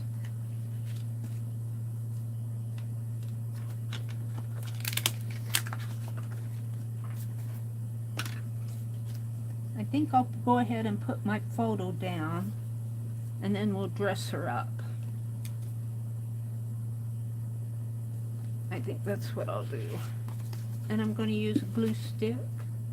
Let's just use a piece of paper here to...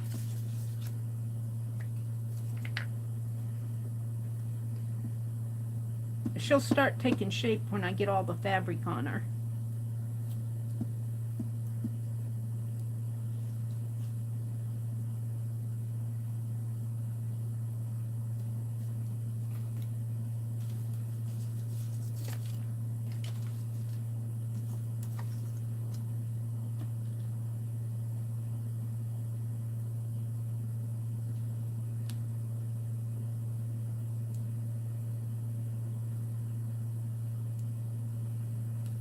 Gotta get her on here so that she fits. I might have to trim it just a little in there. Alrighty. Now, let's get out some fabrics, as if I don't have enough stuff out on my desk. And these we're gonna save these. These aren't what I'm wanting. Let's put all this over here.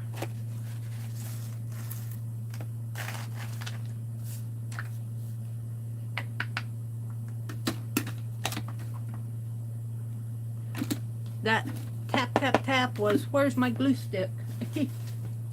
We're going for the fabric and maybe some of the trim.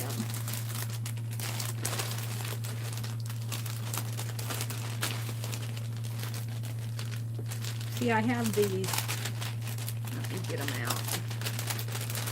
I have these filigree pieces that I could paint, maybe gold, and make a headdress out of one of these. That might be fun to do.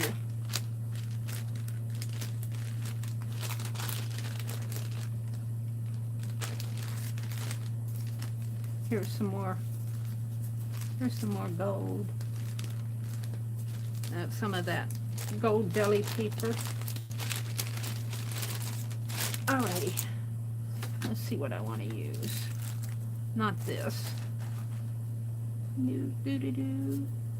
We've got this. This would make a pretty scarf. Drape it around her. See what I'm thinking? Drape it around, and it ties in the front, so it should probably come on the back. Like so. And I mean, it's going to actually be draped, and it'd be nice if that could come down that way. So I'm going to save this for the scarf. I think Rosemary made a belly band out of it. Here's a piece of fabric. Some more of that paper. A trim.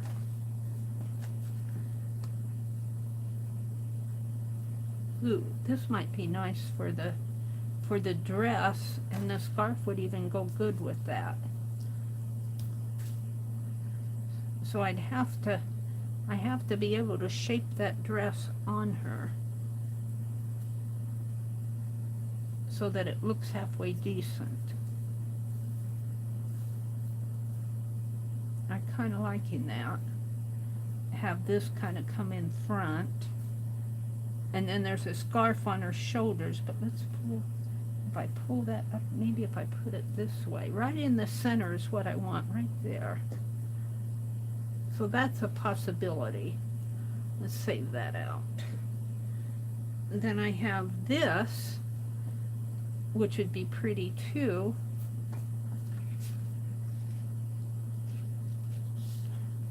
And that would be pretty with this too. But I'd have to get the star.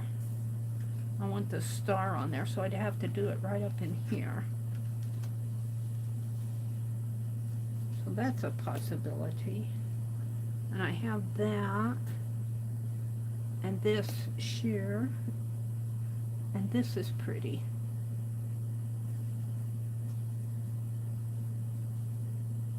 That's shimmery.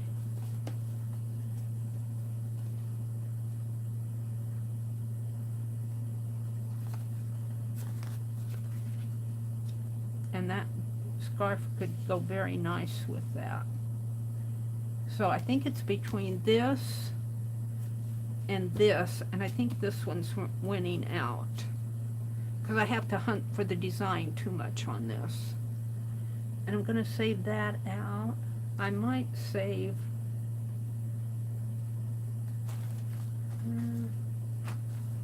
I have another piece here. What did I do with it? I have some more. I'm going to save that out. I'm going to put that back. Oh, here's what I'm looking for. I don't know about that. This is cotton. This is pretty too. And I've got this that has this little design in here. Looks like it was a part of a yoke, maybe. I'm not sure what that was. Just the embroidery's just right there. And right up here. Very interesting. That looks like it's almost drawn on. That's not thread.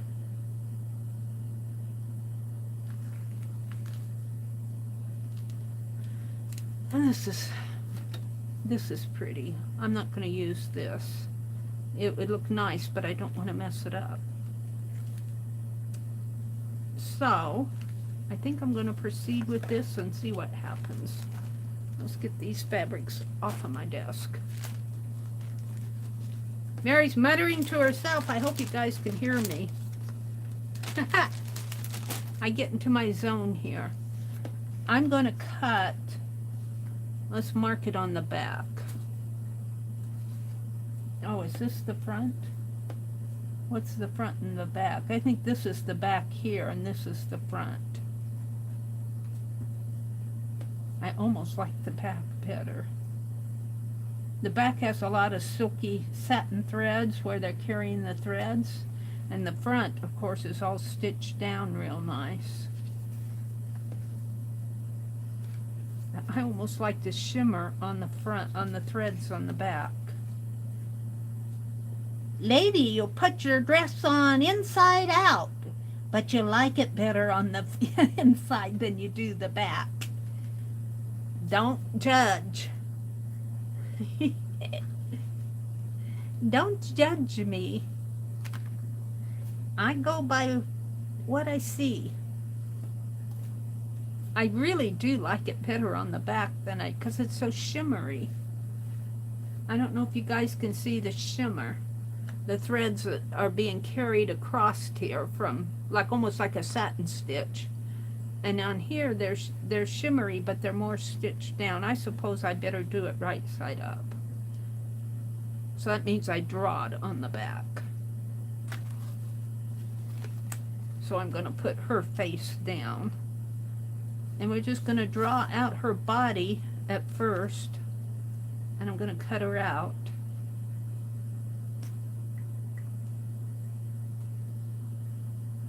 So I'm going to have to try to cut along the lines here.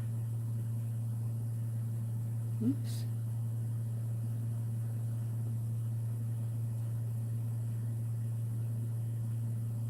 I know you guys are, I know I'm not following chat. I'm working on my paper doll. Thanks for coming.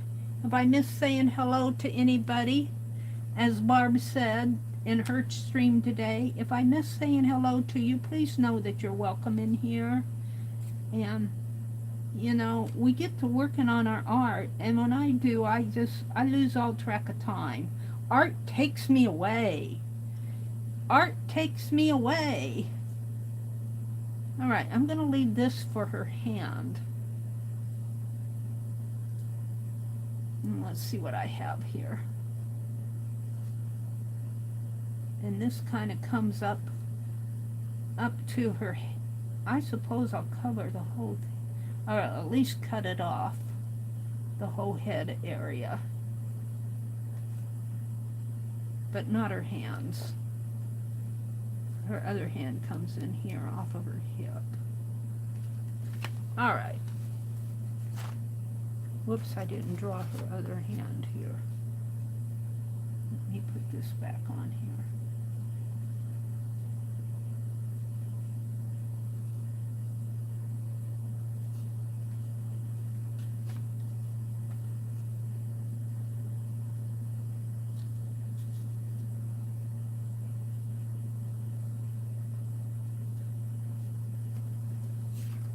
So we're going to cut her shape out and attach it to the front.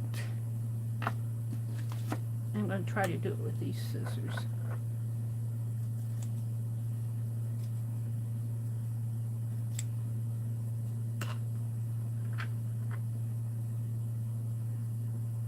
And for right now, I'm just going to cut around here, and then I'll trim it off. That might be the best way to do it.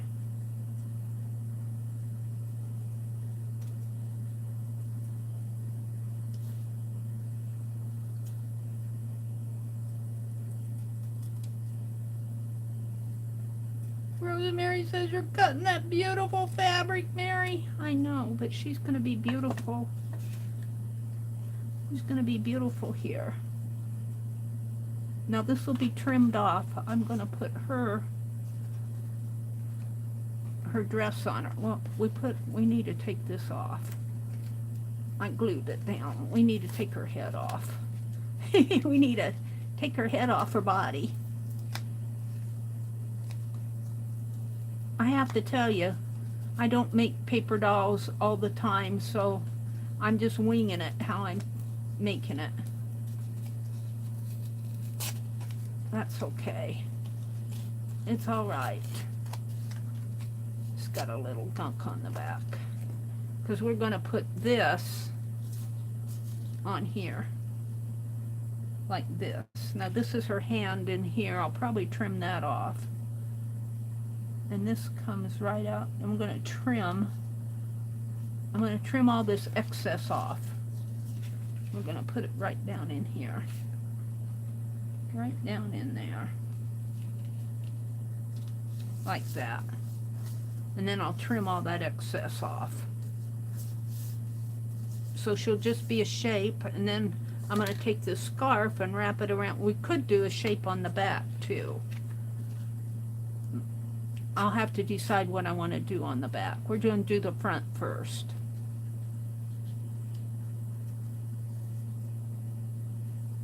I'm not going to deal with the back. So I think I'm going to do that with Yes paste. Yeah, Mary's going to get out the Yes. And it is at 9:56.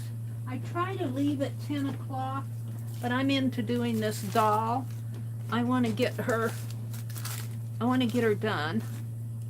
So we are going to do the doll.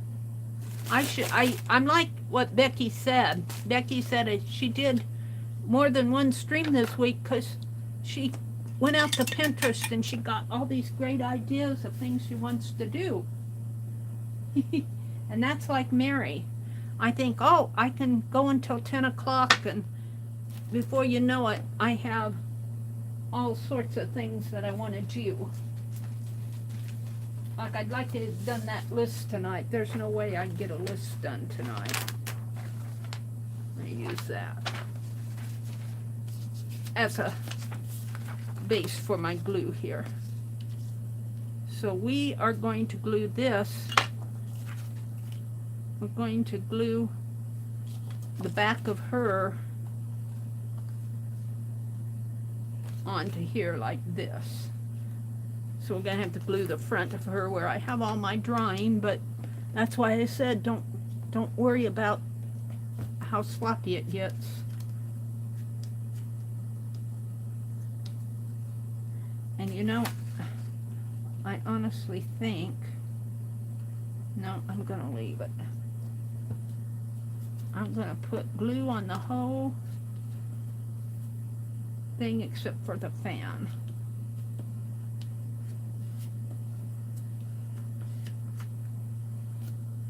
And yes, paste will glue paper to fabric. You need to let it, it's repositionable, so you kind of need to let it cure. Alright, I got way too much glue there. And we are going to glue this down on here. Now I need that other paper. That one's all sticky.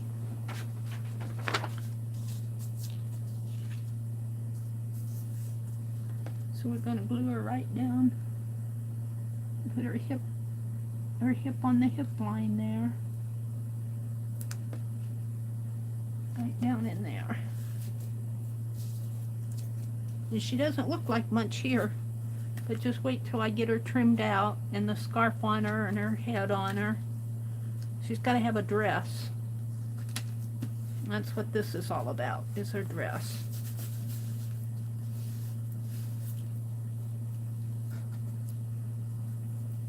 You see some of my black lines are coming through already. But that's okay. I'm going to trim.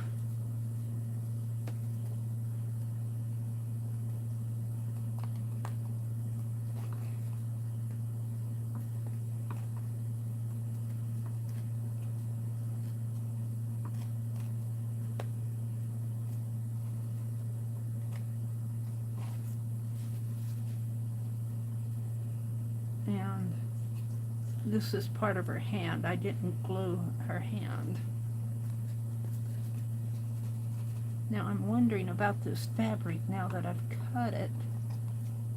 Is it going to cut nice?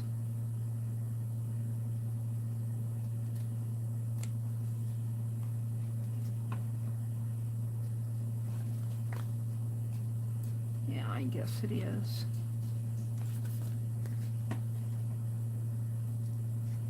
This is just the base. This gives her a base, a dress.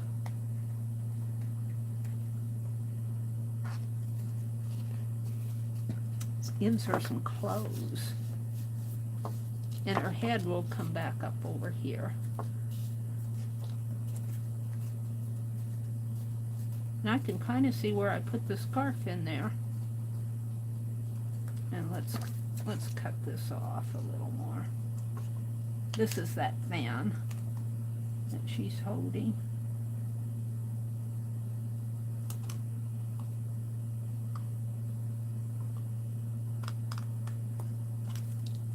And let's cut this right in here. Like that. Now let's trim this.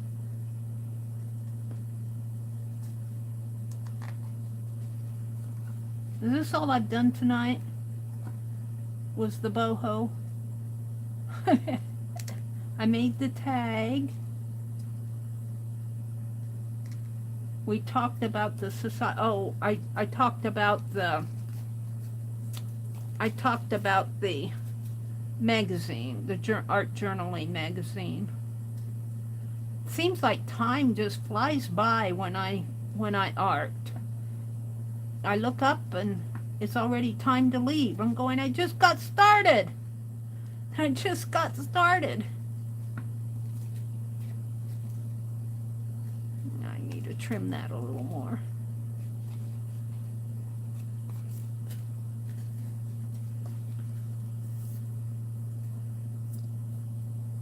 But I just got started. That's how it is when you do stuff you enjoy. We talked about the Kaboodles. I can't think if I did anything else. I need at least a 4.5 hour stream, and then I'm not all done all the time.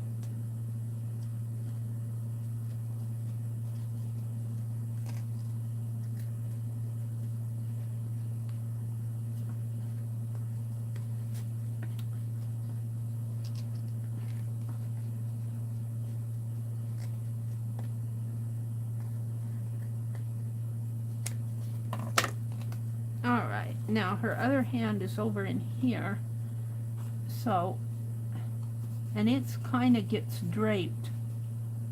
I'm going to have to figure out what I'm going to do with her other hand, because she's got it on her hip.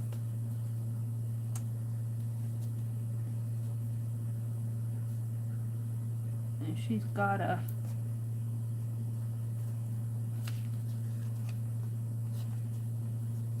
let's cut this.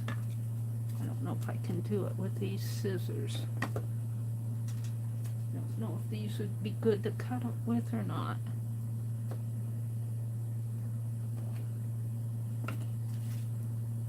I want to cut kind of a drape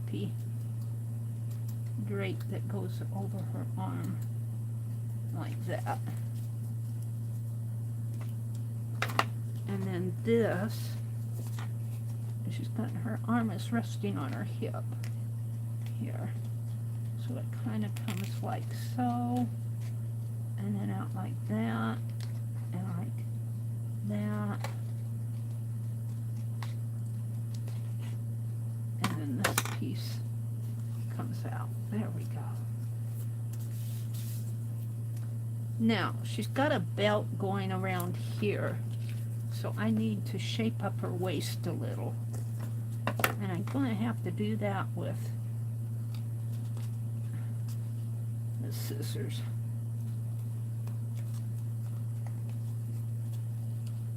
Kind of shape up her waist a little so she doesn't have such a fat waist. Get that out of there.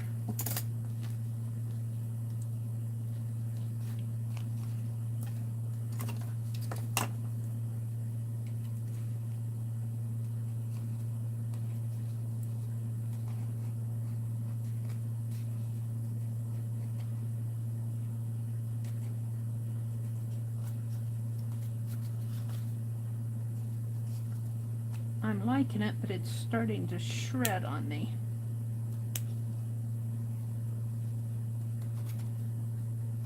There.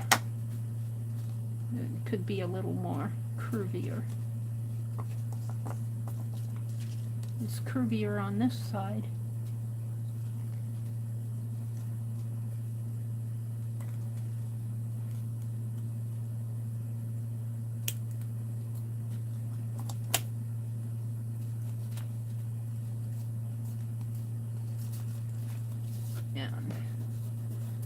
Alright, now, this doesn't look like much, but once I get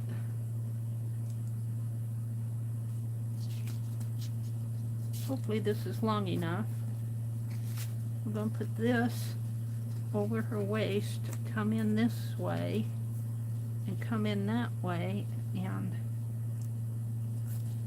let's see, I'm going to have to turn it, and it's going to come down this way, but I need that on top, not on the bottom.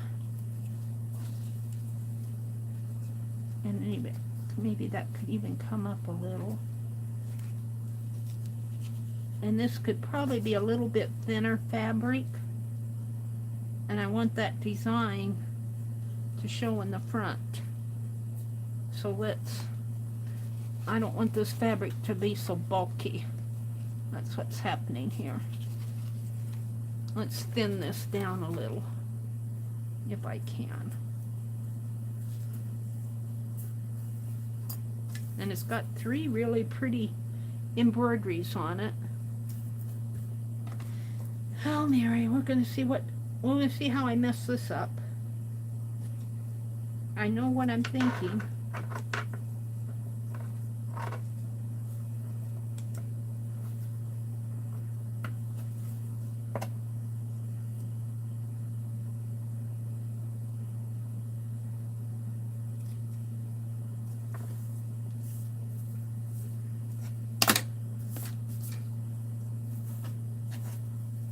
just gotta play. You gotta play. That's what this is. I'm not trying to do any more than playing with what I've been given. Rosemary sent this. It's really pretty fabric. And I can still use that. See, that could almost be thin enough to go around her hip here. Maybe a little bit wider. Like that. That's what we need. So this, I'm going to make a little bit wider than this. So we don't want it that quite as thin.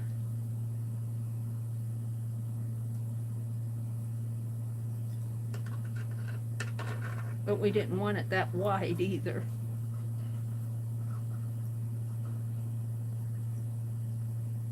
And we will see what I get here.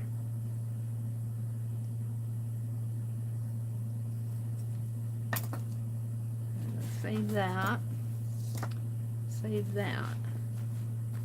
Now this, when I drape it around, I need this embroidery to come show on the front. So I'm going to try turning it upside down. See if that works. Yeah, I think it will. It looks wrong, but I think it's right. Because by the time this is the wrong side, and by the time you wrap it in, it might need to come up a little higher. You might need to reshape her hips. Come on, get your hand out of there. Put it up here, a little higher on her hip. And a little higher up here. Like that. And then it ties. See how that shows there? Let's see if I can tuck it in. And under there.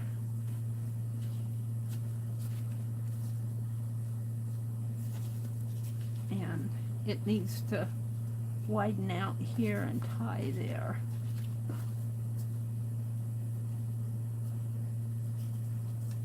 I guess I need instructions on how these ladies tie their skirts around their scarves around their hips. Kind of liking it. It's way too long. But if I can get it shaped, pull it up a little higher. And I think what I'll do is staple it on there with my mini attacher. I don't want to glue it down and then have to rip it up. If I staple it on, it's easy enough to take the staples out.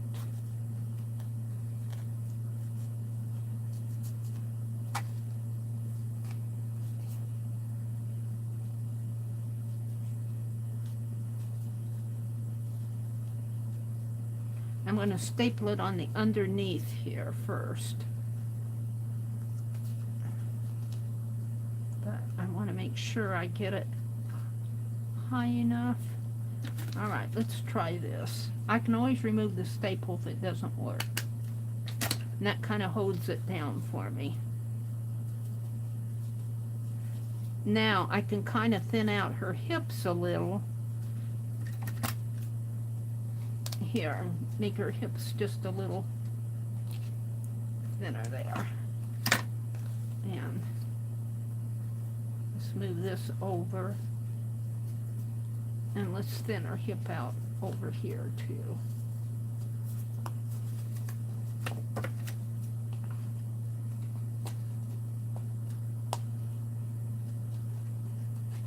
Which makes her not so fat.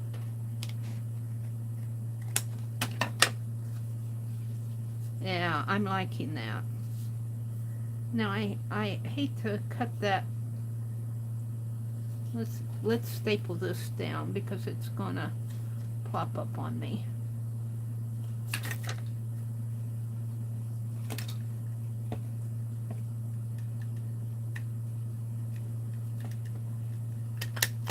You can't even see the staple. And I'm gonna have to trim this a little.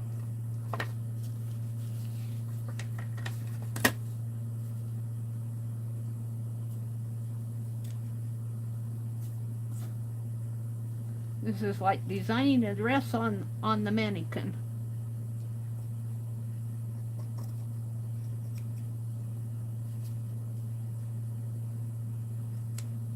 Did I get it?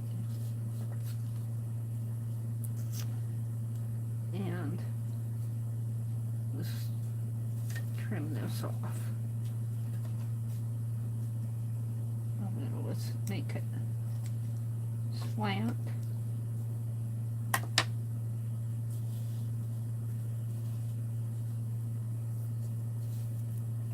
And let's trim this one this way. There. And it might have to be trimmed a little too.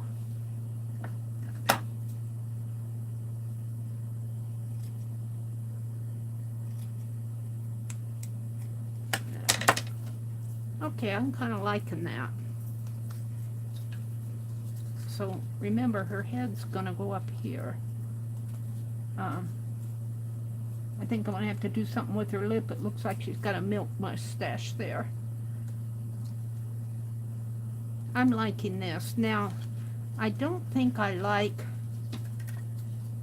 I'm going to cut around her beads areas here. And let's trim all this off.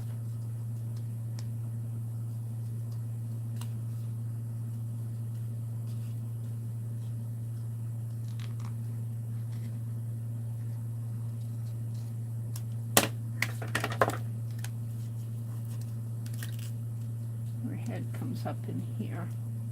So I don't think I like her shoulders on the picture. I guess if you thought about them as hair,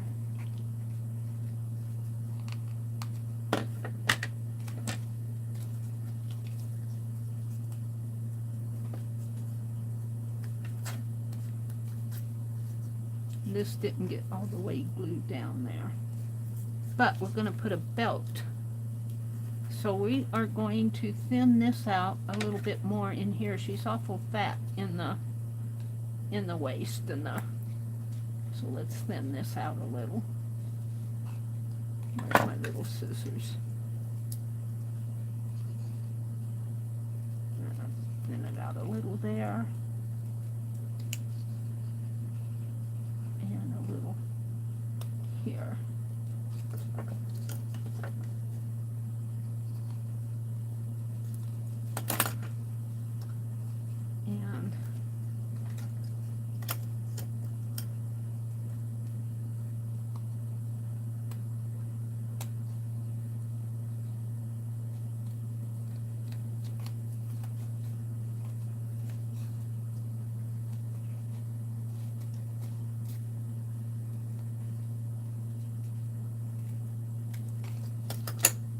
Like that.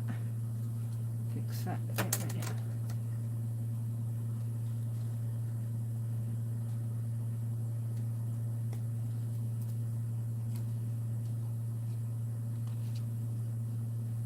Kind of like sculpting a two-dimensional paper doll. Now let's put her head back on her. She could still be a little bit skinnier in the waist. We're going to put a tie around here because that's how, where's that picture?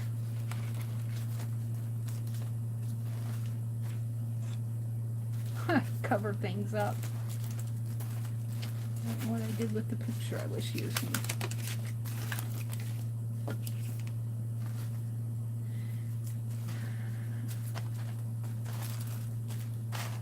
I'm going to keep these out. I'm going to keep those out.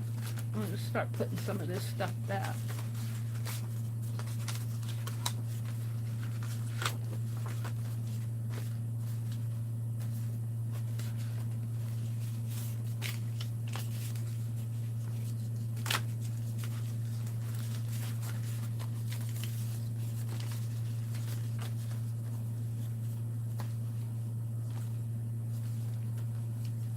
Can't find my picture.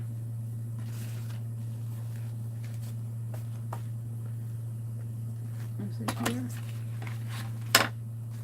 that cool? Here, no, that's not it.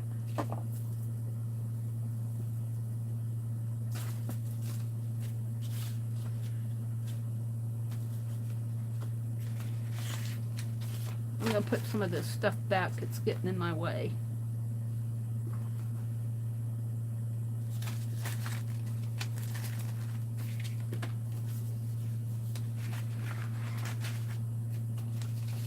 Oh, I got lots to do, don't I? All right, we're going to put this away.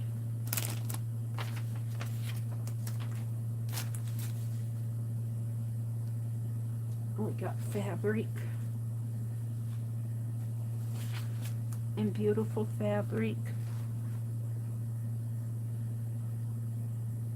I love this I love this fabric. I think it is so pretty.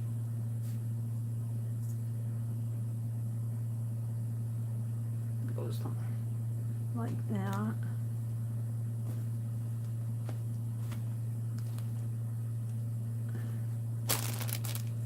I got more and more and more and more. Hi, Mary. Hi, is that Deb?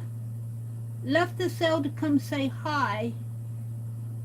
I don't know, that's probably a while ago, before I go to bed. I know I'll be gone before you look up. So hi and bye. Thanks, Deb. I did buy one of your pockets that you made. I didn't see all of your things that you had for sale, but I know you do lovely work. I got in on one of your pockets. You had 2 or 3 rounds of them.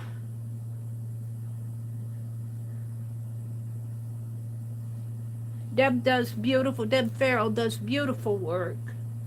Look at all of this I have. And I'm still straightening out. Let's see, that's trash. I'm looking for that picture. I don't know what I did with that picture. Let's trim. Did it fall on the floor, maybe? I found my baby wipe. The white picture, I was using that white.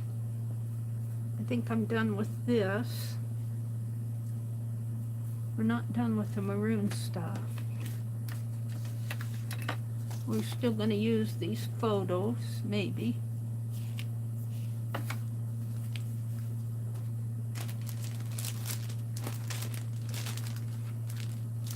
Let's put all of this back in here for now.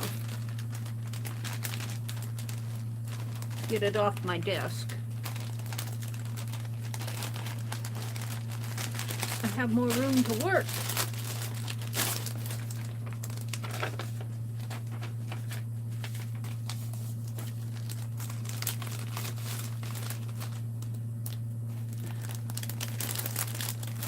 Well, it'll show up when I'm not looking for it.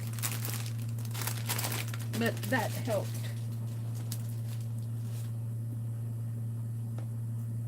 Alright, these are the little scrappies. I want to save those.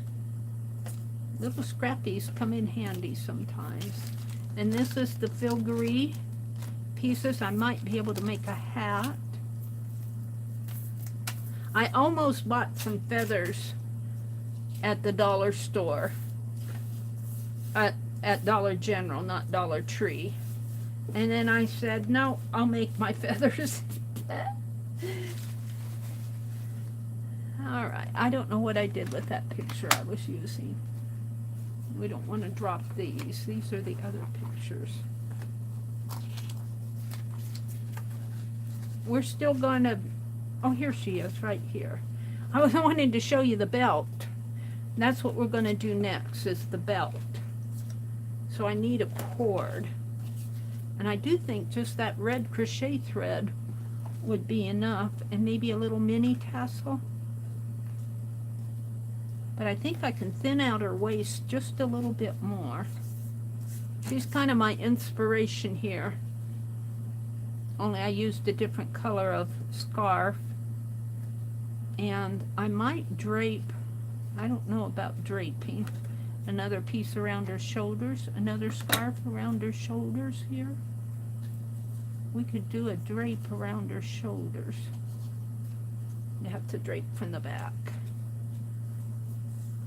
Drape this way, sort of, but I don't know if I want to use the maroon because it looks too, oh, not the maroon. Let's get all these little scrappies over here. I'm done with the, see, I can always use this for a belly band or something. This would be pretty, but it's not big enough. So, those are going in there. Got all this scrap here.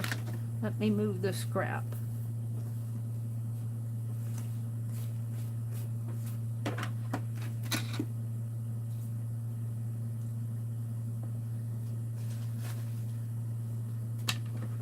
Have room to breathe.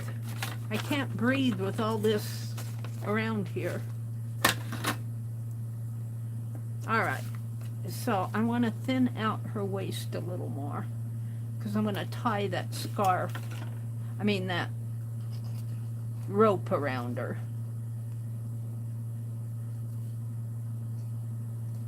So let's bring it in like that and out like maybe that. Give her more of a waistline. And again over here.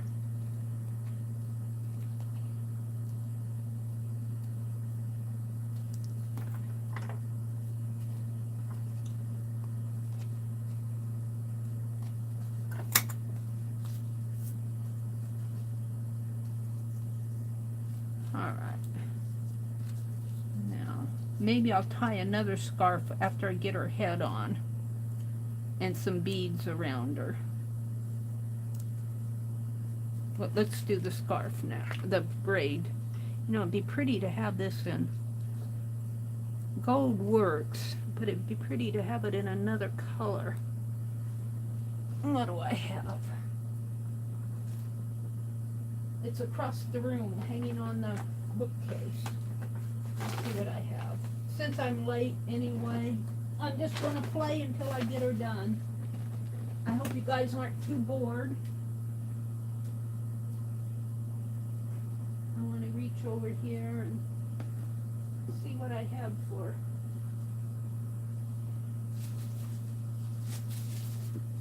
Everything fell. Not tonight, but before. All my threads are on the floor. What do I have left in the sack? I do have some white and pink.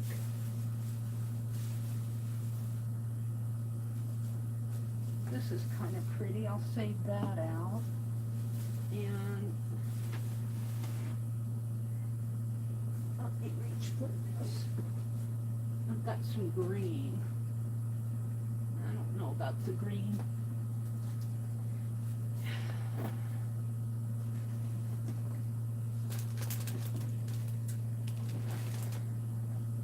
I've got this, which mixed with that red might look okay. I think I might settle for the red. I don't know about the green. Well, the green might look okay. I'm not, green kind of goes with the trim, what you guys are seeing. See her, more of her.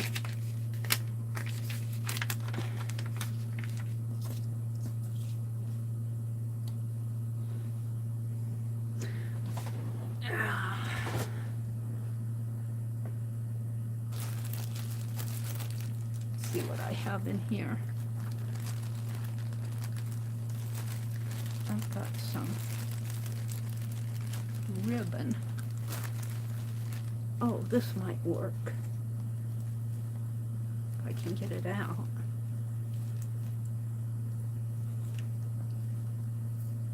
put that around her waist. That's a possibility. Maybe mix that with some red. That came off of that piece I was saving. Look at this. Yeah. What else I have in here? Some trim. Upholstery trim. Let's see what's in here. I've got some of this, which might work. That's a nylon. Meri's looking and talking and muttering to herself.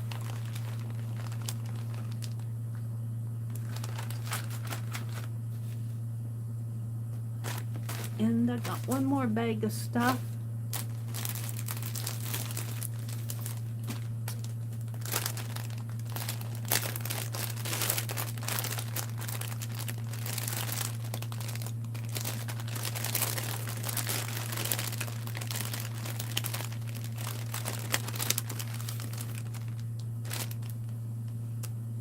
This came from Rosemary. This did, what I have in my hand. I'm looking for a cord. I don't think.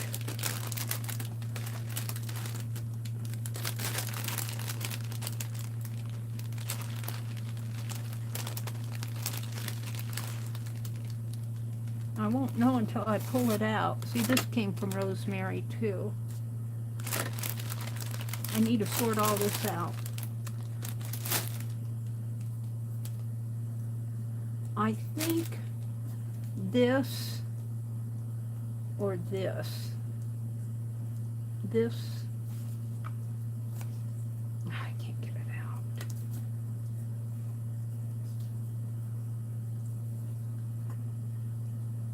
Get too much stuff on my desk.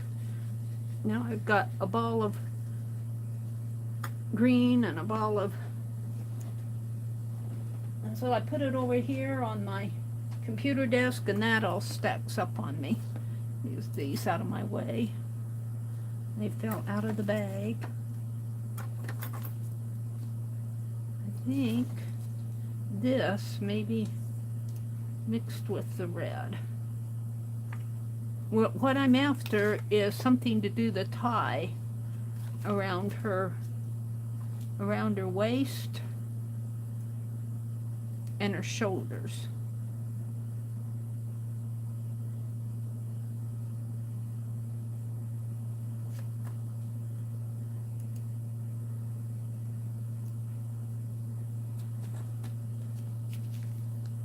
And I'll probably have to tie it in the back.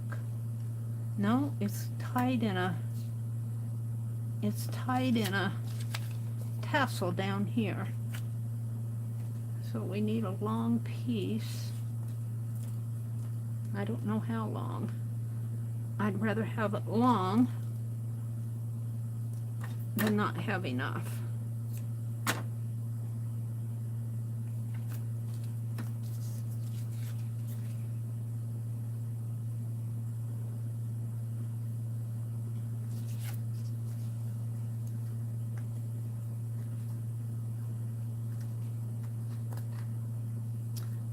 I'm going to do her shoulder first, I think. Where's that picture? I'm going to do her shoulder. Maybe have the red show. And I don't know how it's going to look on the back. I'm going to bring it this way. I'm going to cross it in the back. Bring it around like that.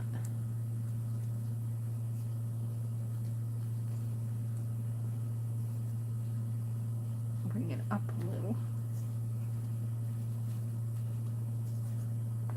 And around like this. Now that should be really come up here a little. Maybe I'll staple that up.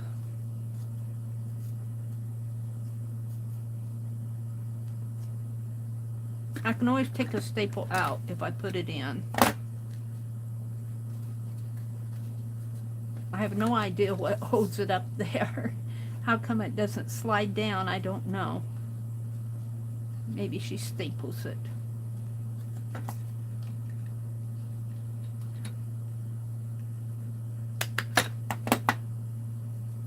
That wasn't where I wanted to staple it.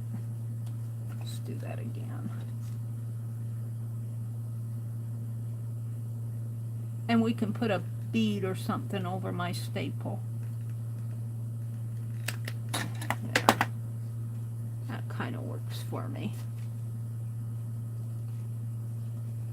And we're going to bring this around. Now we're getting it mixed up in the back.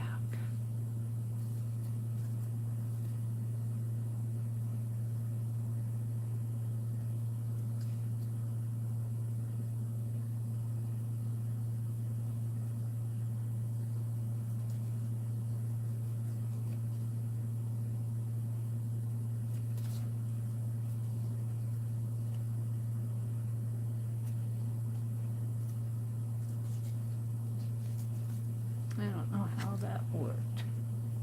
This comes around this way. And pull that tighter. And this comes around this way.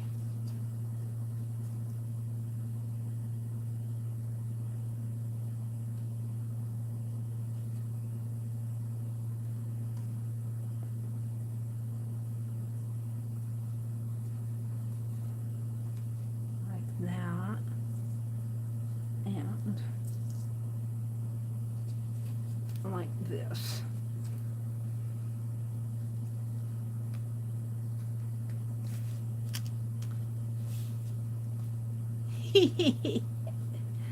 I'm trying to mimic how she is tied up here. Look, she's got a band. She's got a band here and a band down there. And I'll be putting I think I'll put a scarf around here, and her head will come here, so all of this will get pretty well covered up. And we're just going to make a little tassel here.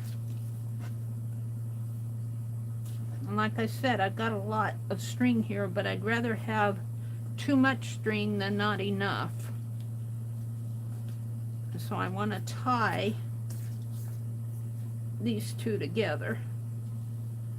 If and I can get my hand in there.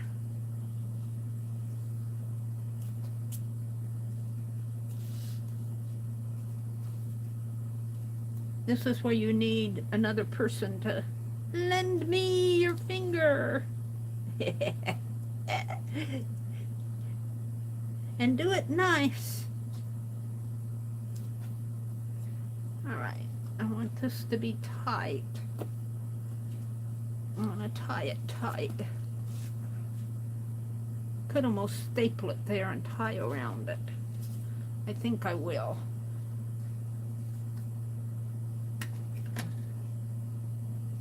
Let's put a staple right. I'm giving her tummy staples. Now, but that holds on to it for me. Now I can make a tie.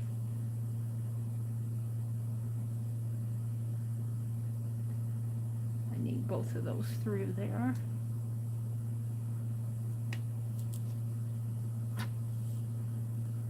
There. And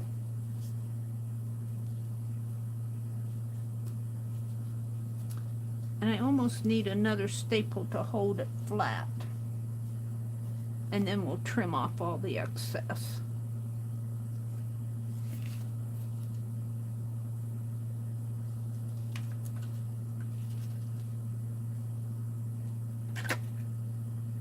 This is a Boho paper doll, I'll have you know.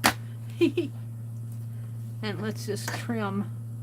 We don't want to trim that. We want to trim our threads here. That might have been too much.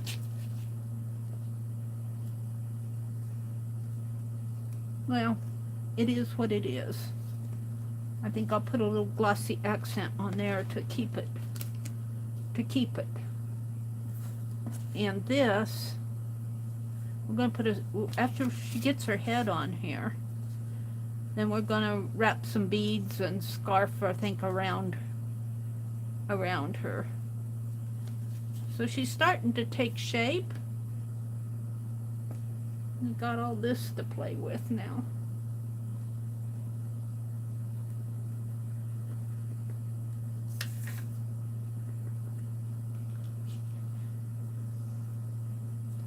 I'm going to put some glossy accent on this just to kind of hold it down. That's not a Meri technique. That's a well-known technique in the scrapbooking and mixed media world. Put a little bit of glossy accent so it doesn't unravel. Now I do think I'll tape her. I'm going to have to tape her head down now. So we're going to do that next. She needs a fan. She needs a scarf. And maybe I'll put some beads around her. Or we could put glossy accent on this. Maybe I'll do that.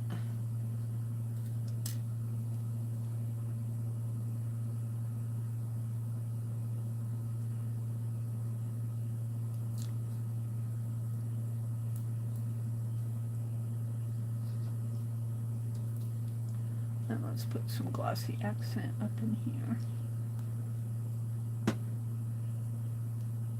Let's give her head back. And she's starting to look like a doll now.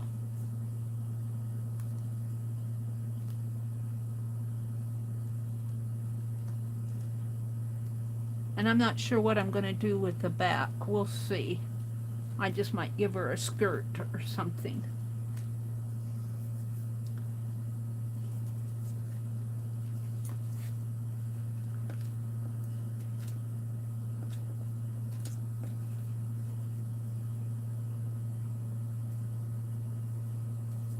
All right, let's hunt for something for her scarf around her shoulders. Let's take this off a little more.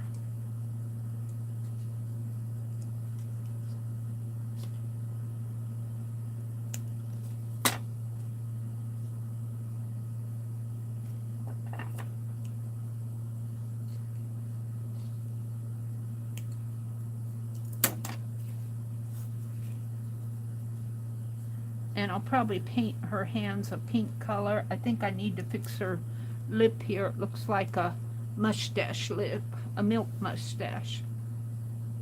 And we're just going to let that hang there. She needs some beads. But let's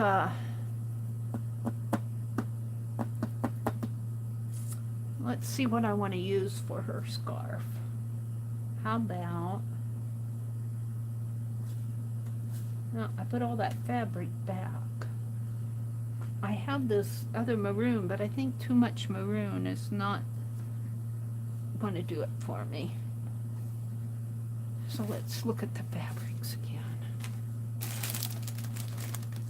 We could do a lacy scarf. Would she wear a lace scarf? Maybe put some beads on it.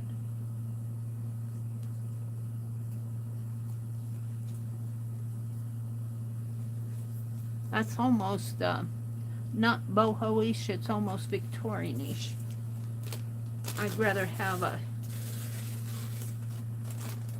of course this is all needs to be wrapped up on something because it pulls on each other. Ooh, we got this.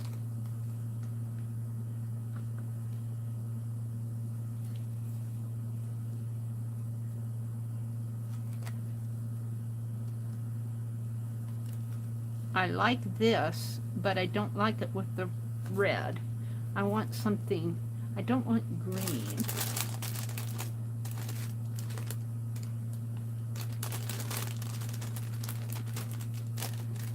I've got this green.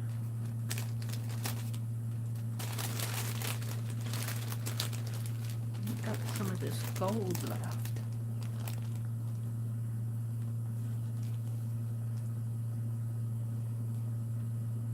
it kind of takes away from her belt.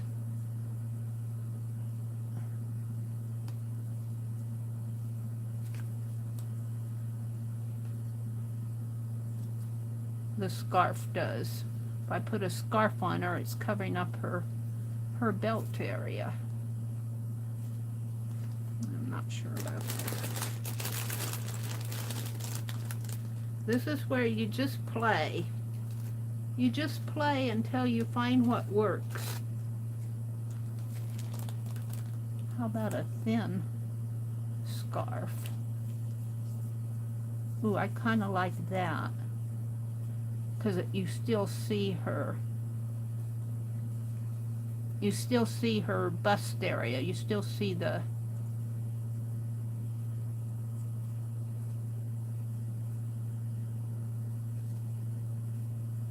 I kind of like that.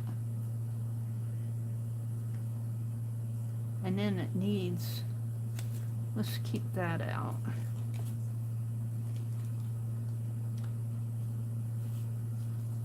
Yeah, one on this side.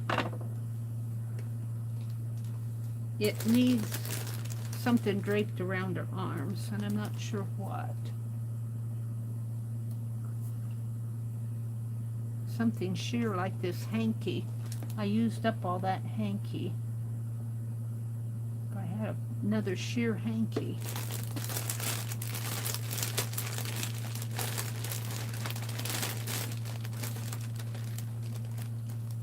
This is all rosemary. She sent us a, well, this is mine. That's my Chinese. She sent us a lot.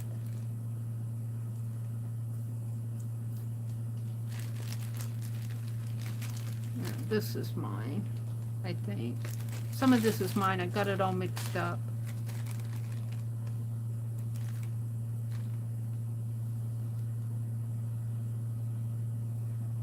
No.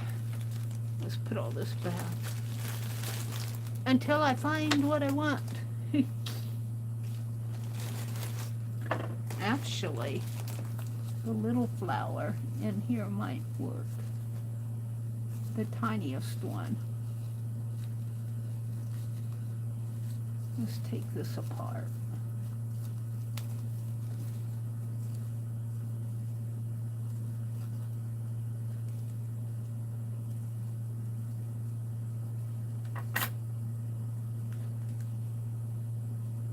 Take that center piece out. And keep those out. Throw all this stuff back. Mary's muttering to herself, but that's how I art. That's how we art.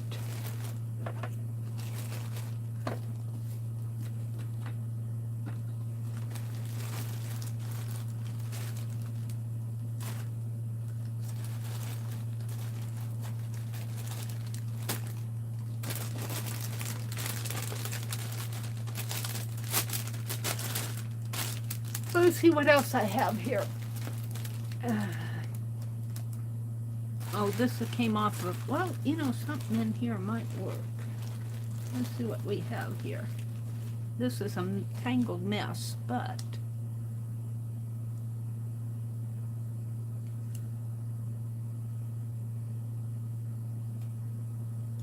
let's untangle some of this. This happened when I cut that off of the end.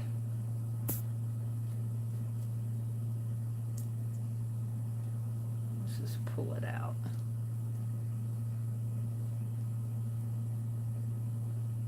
And shake it a little. I don't understand how it all unraveled, but it did. But this was just the... This was just a piece of it.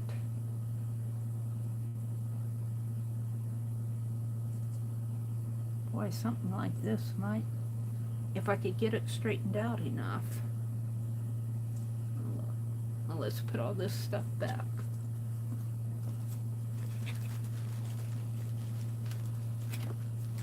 I get too much out and then it frustrates me.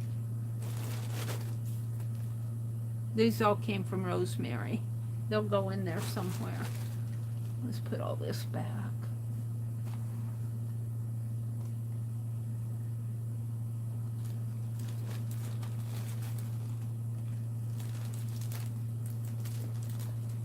Hi, Allie K. If you want something on her shoulders, put around her neck and then back through her arms and hollows. Yeah, that's kind of what I did here. I didn't go around her neck. I went around her shoulder. I'd have to kind of, if I wanted around her neck in there, I'd have to cut a slice in there. But I'm thinking maybe around like this.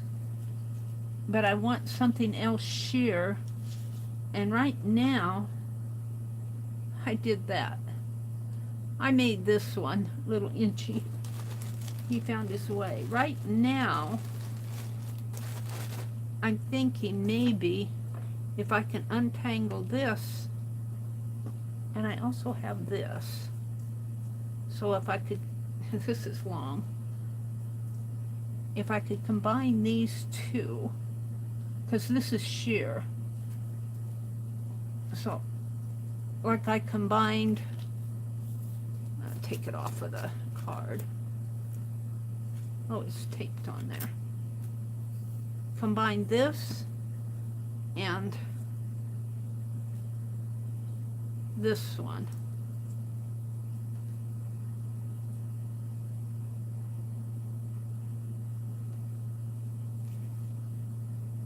And I'm going to leave it kind of long and pull it this way and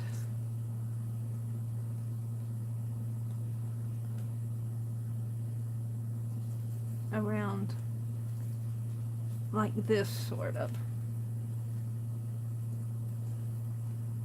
Then you get that sheer, and I might have to use my stapler again to get it to stay in place because I don't have 10 hands. And then let this fall underneath of her arm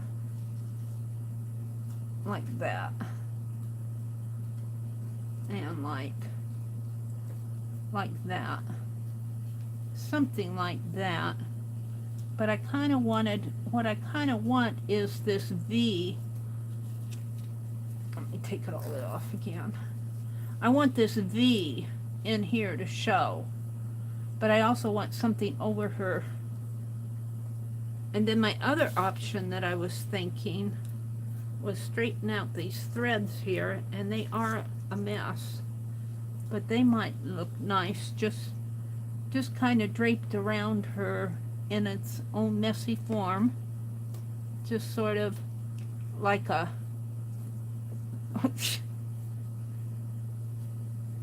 like a scarf kind of. But I have to get it,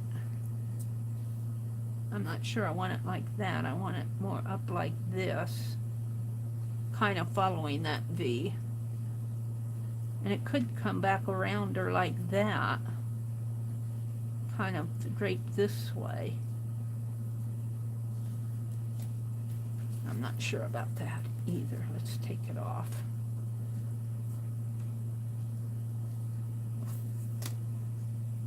It's just stuff to play with. This, I like this, but I think I'm going to have to, see, it's got bling in there. This could almost come out and go on her head.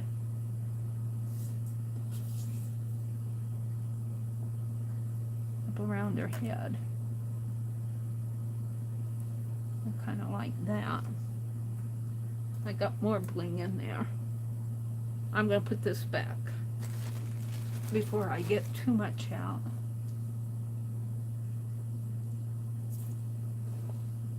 And then there's this.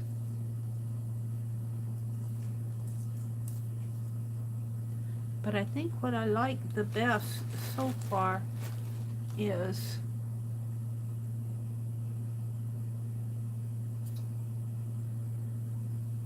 the little lace.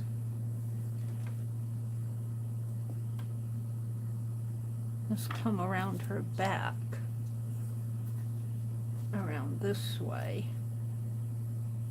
right under and up, like that. I don't want to lose that V of her belt. So if I come this way, like that, and I get too much.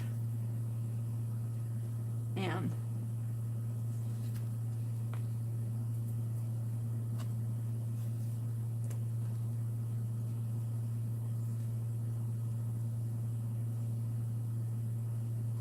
a little bit more, I think.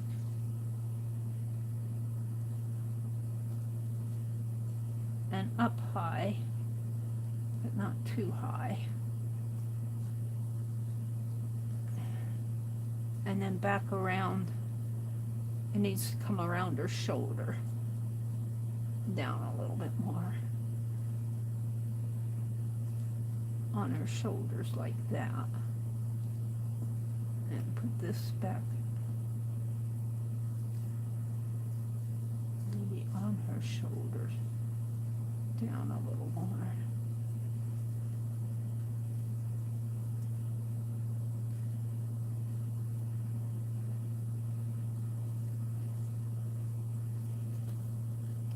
Something like that maybe would work. Put the bling up there, and maybe a brooch or something in there. Let me just kind of staple that right there. Staples seem to work good. It's just a paper doll. Let me staple it so it'll hold it. I kind of like that. And then bring this. I don't want to lose the V of her belt. Let's bring this around this way. And I don't want to put another staple in there. Let's move it down a little. We can honestly just kind of tape that down.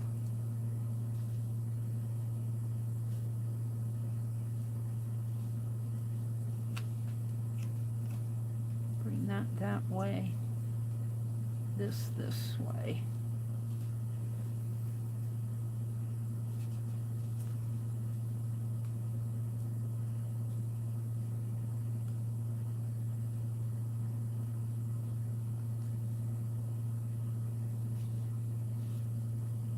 I don't want to lift my hand up. I'm going to put another staple in this.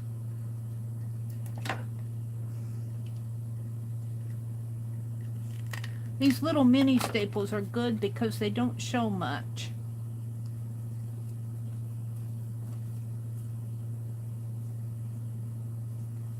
And if I could have this come down more off of her hair, like that might work. And I don't want it to move.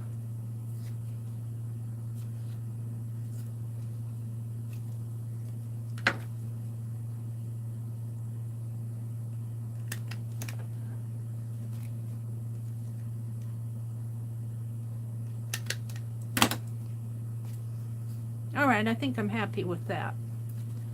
Now let's trim this off. And actually I'm not too unhappy with the back, because I could put a skirt on the back here.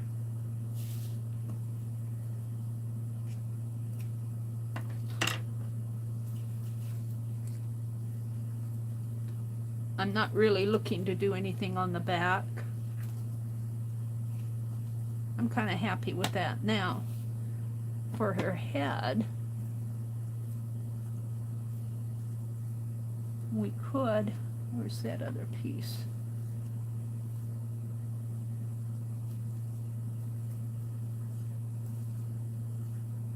It's hard to see this too. To lift it up a little.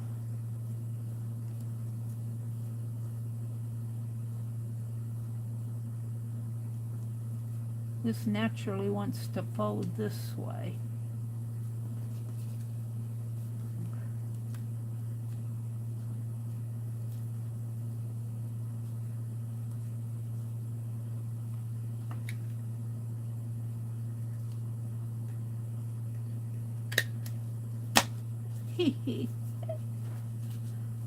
And then where's that bling?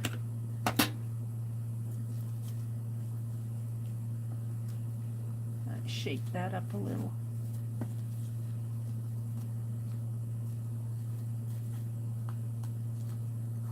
More like that.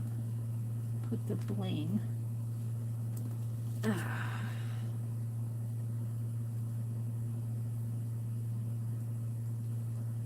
Around her.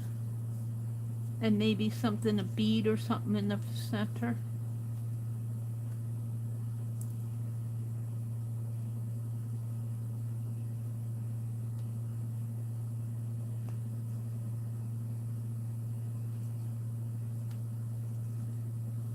What's that hanging down in her face? Well, that's part of, she's got a bead there in the very center of her forehead. I'm covering it up.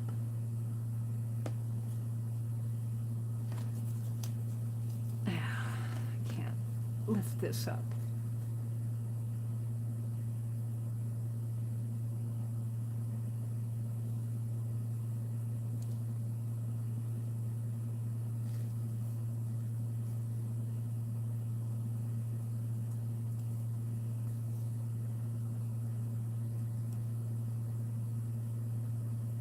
Do I dare put a staple in there? If I put a bead on it, it might be okay. It's upside down.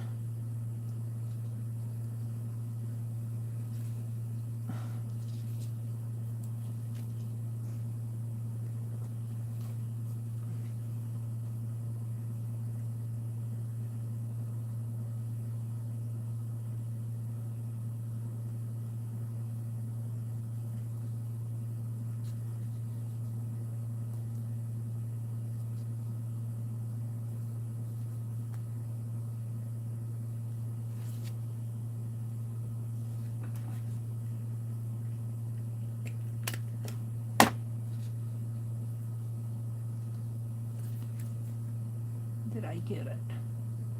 I got one. Let's staple the other one down here.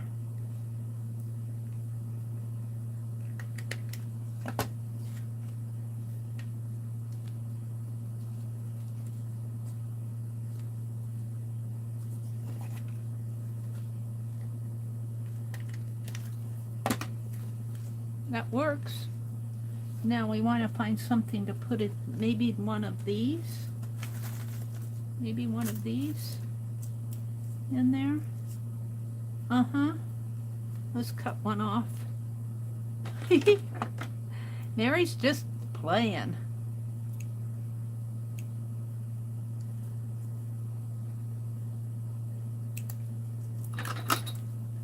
Let's put this up in here. We could actually put one of these down here someplace too. We're going to put one there, up a little higher, right in here.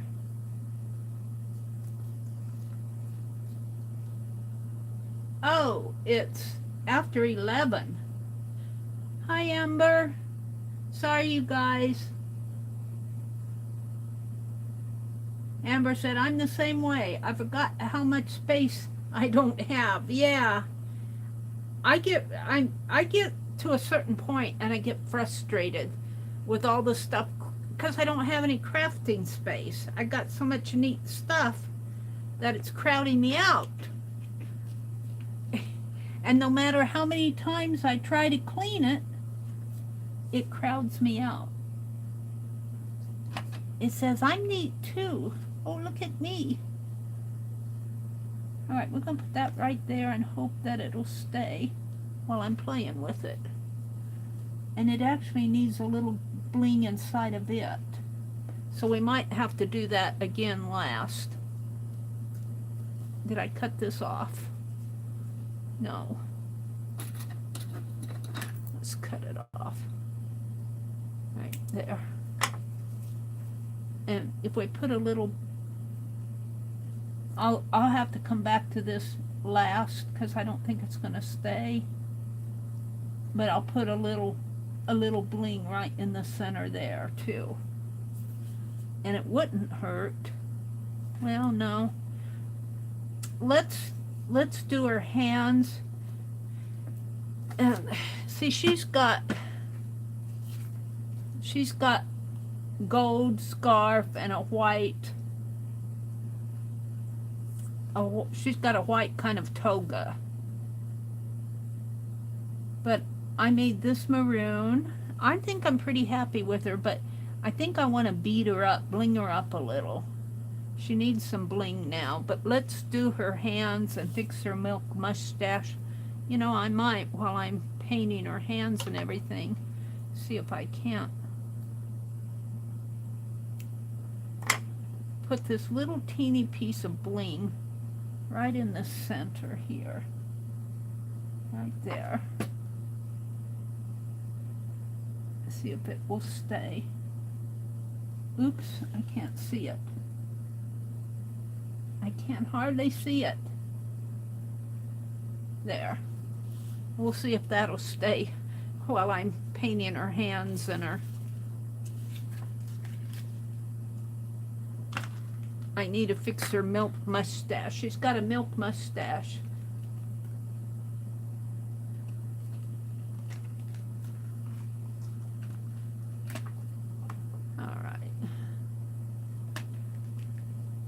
Paintbrush out of here.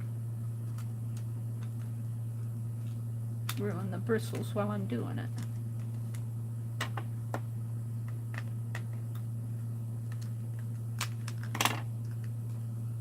And let's just dip my brush in some water here and reactivate this. And see if I can paint the hands out a little. And I'll put bracelets. I'll put bracelets on her hands. And I don't mind if the pencil marks are still there. Let's see if I can't paint out her lips a little. And her nose. Just a little so it isn't quite as obvious.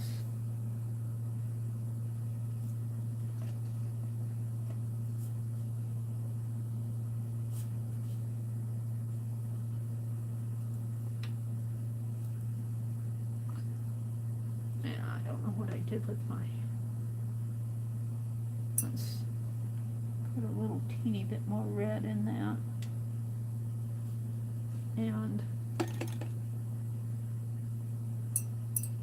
teeny more white.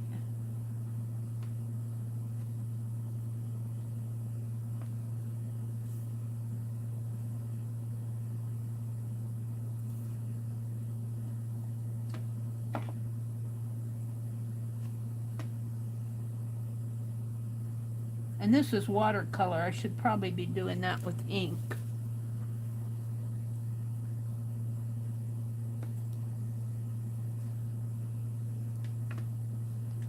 I don't want to get my ink out again. I'm pretty happy with it. I'm not unhappy.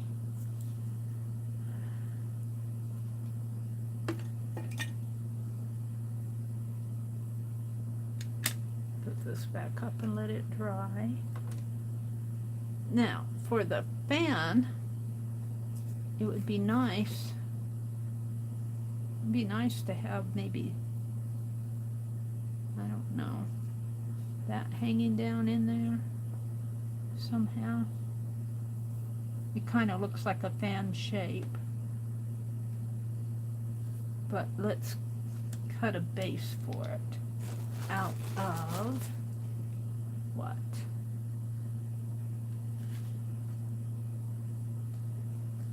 A piece of this. Just, let's see how that will go on there. That would show. Let's cut this orangey out here. Or we could cut this out too. Let's do this first.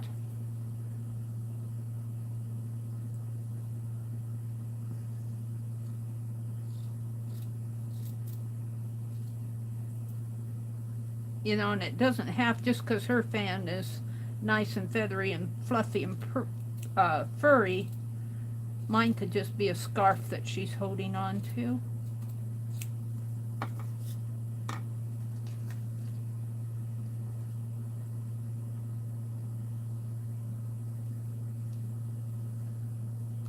I think I'll cut this right along here if I can.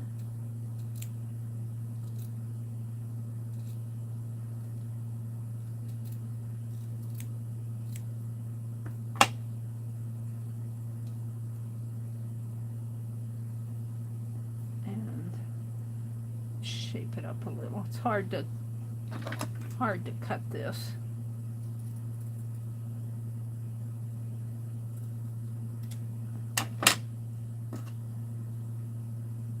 Might be a little long, but I can trim it off. And we're going to take this piece here and we're going to put it on top of that.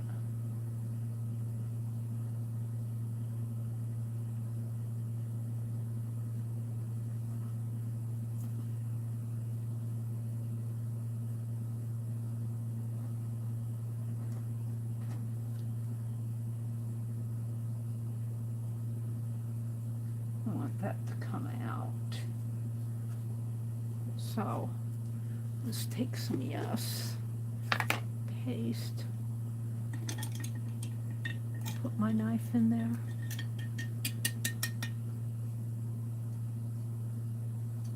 Oh,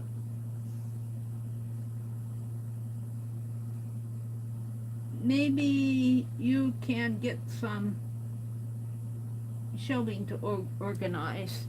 I got 3 or 4 shelves behind me. I just got too much stuff out. I need to just get out what I'm using, and that's what I'm going for. I'm taking a lot of stuff upstairs.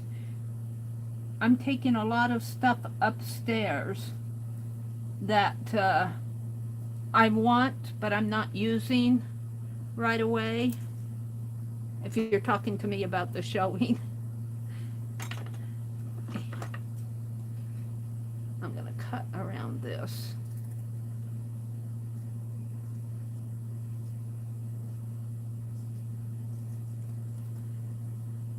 I got several shelves behind me. I really either need less stuff or more room. Now, I want to take this piece and put, because this matches that. And I just want to put this right in here, and then I'm going to also trim around that. So I'm going to do the same thing with the Yes paste. Shelving is nice to have.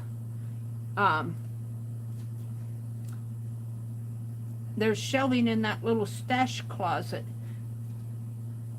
and I've been making use of that. But I had so many boxes in there, I couldn't even move. So I'm working on taking those upstairs. Let's put this right down in maybe here. And then I'm going to trim this off here. I should really wait for it to dry before I trim it, but nope, I'm not. I'm too impatient.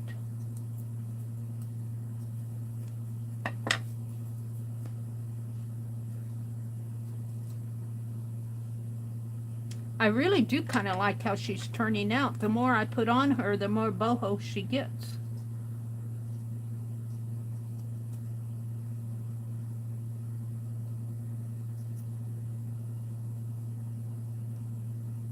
Come on. Trim off here.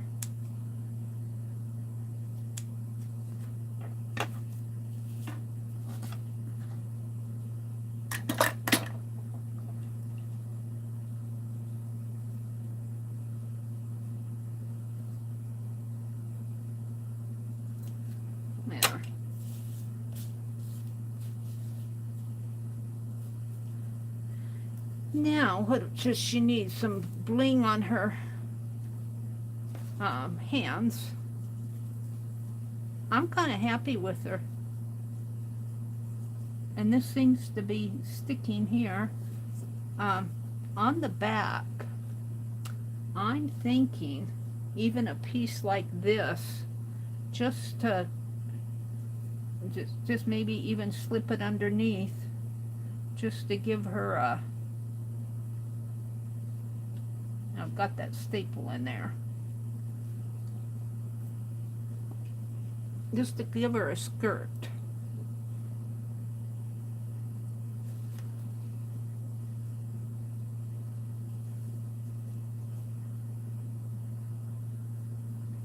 Bring it down, trim it off, maybe fit it right in there.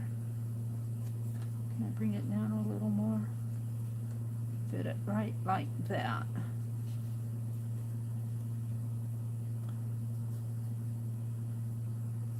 And then we'll trim this to fit her shape. I have to get it fit on there. So let's put some, what did I do with my, let's put that piece on there just so it isn't a white piece.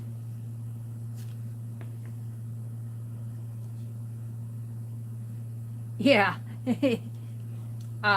When I moved down here, I moved from Madison. I moved down here with 6 little boxes of craft items, of art items that I thought I would need. And it has grown, exponentially grown. And I really appreciate it. I really do. Oh, look, that kind of makes that swirl, doesn't it? That maroon's kind of swirls like that. I kind of like that. And let's bring it down just a teeny bit more. Just a smidgen more. Like that. Now we'll cut this to fit her body here. Yeah, I'm there just comes a point to where you've got to say, okay,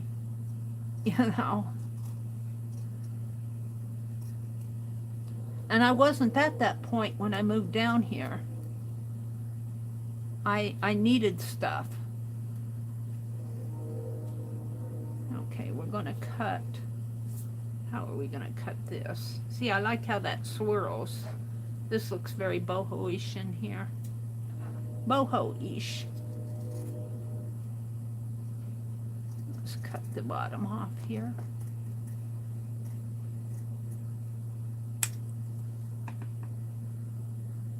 Round it. And then let's cut. Yeah. I don't quite have that. I need to cut this.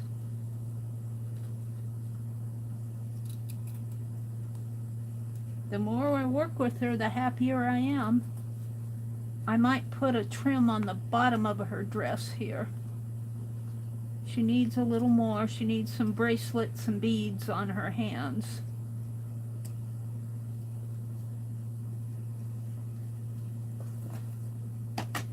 I'm liking that. And then you turn it over this way and you got her back. And this, I don't know. If I put anything on here, it's going to be sheer.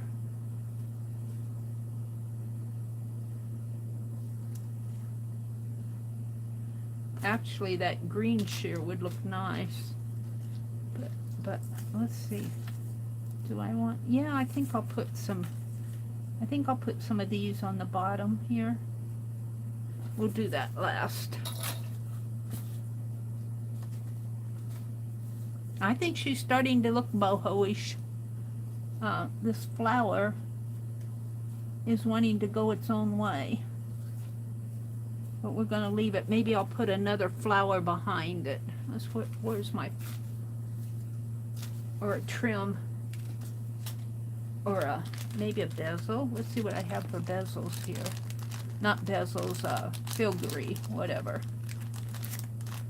I'm going to have to open this.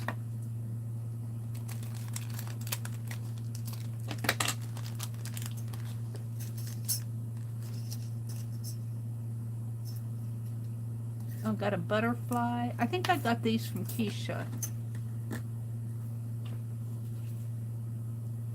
That would look pretty there. This one's almost too big, but it would look pretty if I put that in gold. It really does kind of match.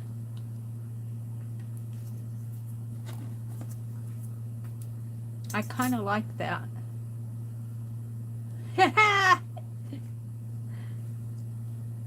I'm kind of liking it. I think I'll take a little gold and swish on here.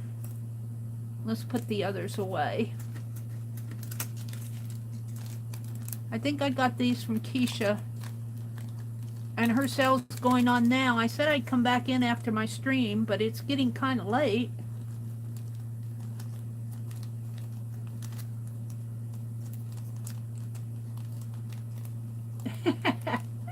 Yep, the train. We don't have the door open because we had the, and I don't hear that air conditioner going. I think it's probably reached it's temperature controlled. When it gets to 74, it turns off. My brother keeps the temperature steady at 74. All right. So we're going to put a little gold on this if I can. Just shine it up a little with gold paint. Just a little highlighting. She's starting to get boho-ish. Oh. And hopefully this will dry fast. Oops, one more.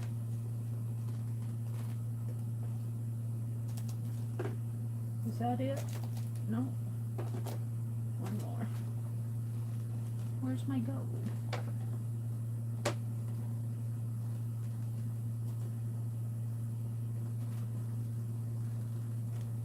What I did with my gold paint. There it is. No, that's not it. What did I do with the gold?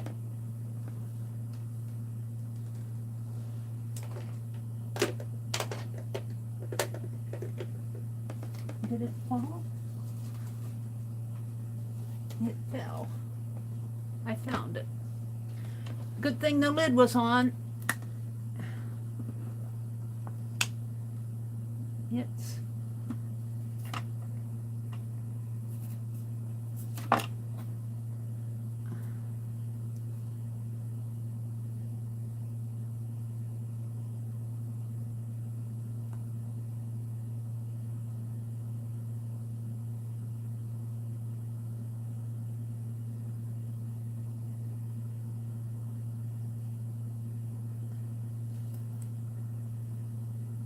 it needs to be cleaned around the rim.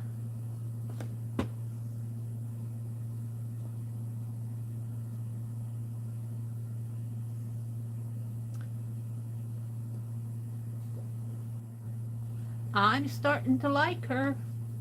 She's starting to take shape for me. I think I'm going to hit that with the heat gun and see if that'll help dry it out.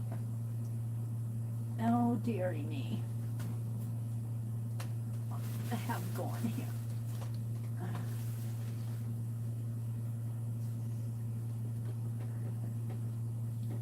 My other carts run over my heat gun. And it unplugged it. Hold on. Oh, it unplugged my heat gun. I have to move this cart to get to my shelf. Where's... Oh, all right.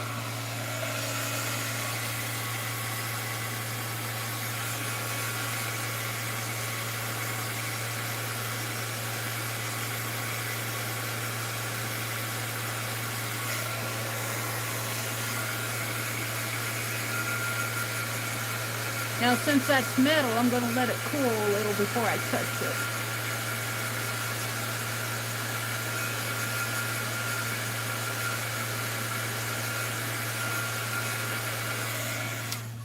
I'm going to let it cool a little. Or am I going to hang this on this hook. All right. So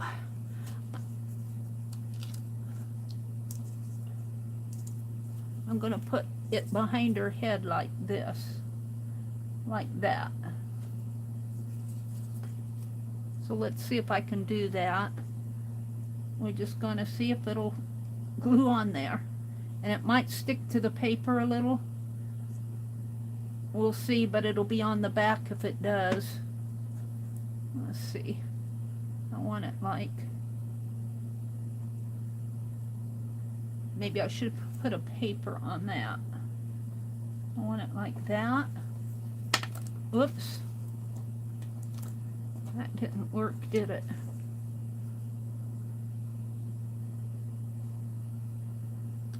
I want it like that. So let's put some glossy accent on here, and then we'll put a paper on top of it so it'll hold it down. A pretty paper, if I still have one out. Oh, let's cut it curved here.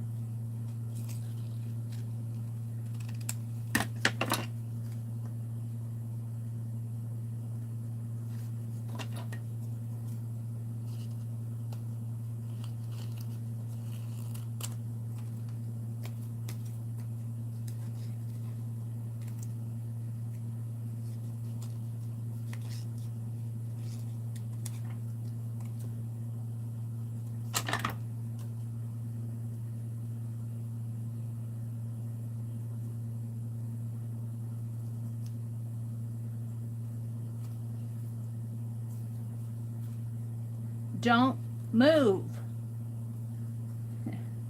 I'm telling her not to move. Let's just hold it this way for a minute.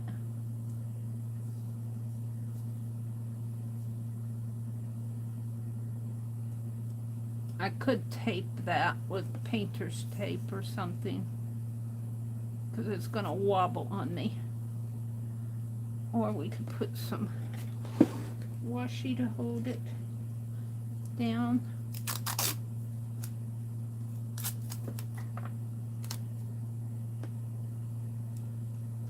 Temporarily. I don't know if I'll be able to get it off again, but if I can't, it's only on the back. And it needs to sit. It needs to rest. I think I got enough glossy accent on there. It just needs to rest down. We'll leave it like that for now. And I think I want to put, I wanted to put some of this on the side down here. We need 4 of these.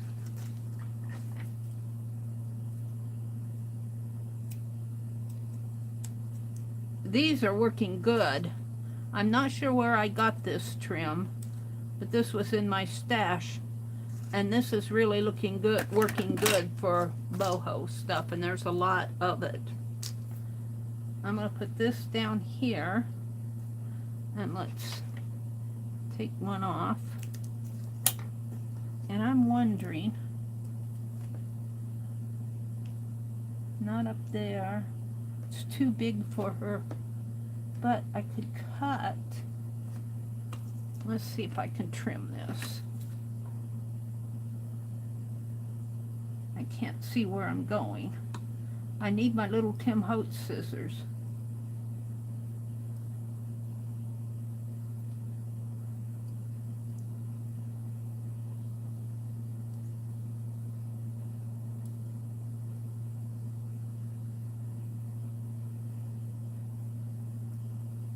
There. I can put this as a brooch right in there. Maybe right there.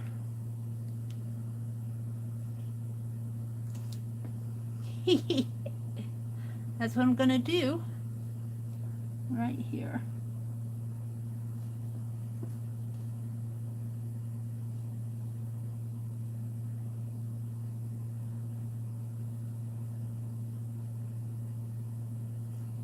Yep, I'm liking that. And then we want to put this down here.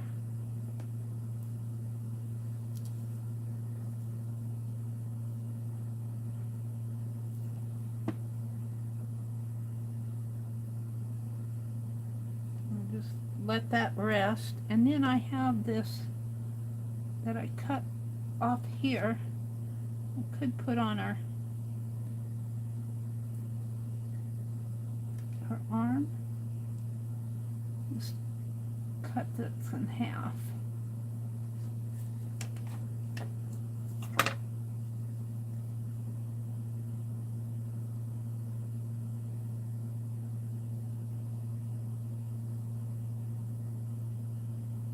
If I can find it. Well, it didn't get in half, it just got a little. It's falling apart on me. That didn't work. That would work right there, though. We'll put those right here. And I got too much.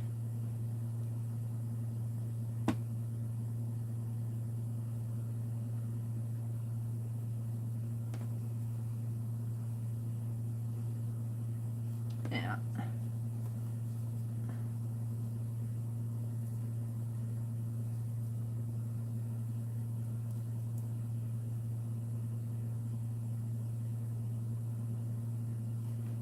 I'm not sure if this is going to work. It needs to rest on there. It needs to dry overnight. And I want to put some more bracelets on her. Where's that silver stuff I had?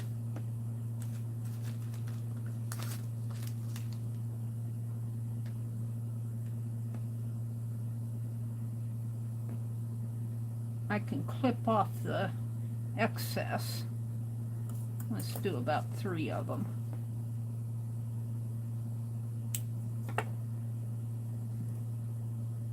It's hard for my big hands to get a hold of them.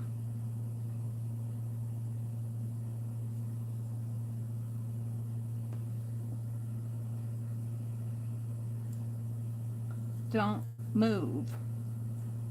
You need to. She needs some weight on her head. Tonight, before I leave, before I turn out the light, I'll put a weight over her head.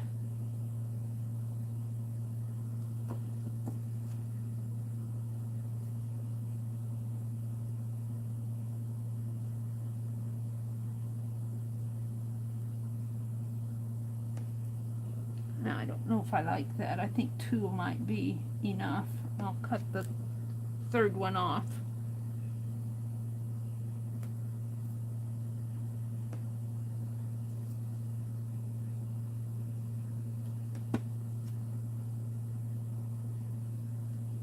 It's really tiny stuff that I can't, too tiny I can't get to. I think that's enough. And let's put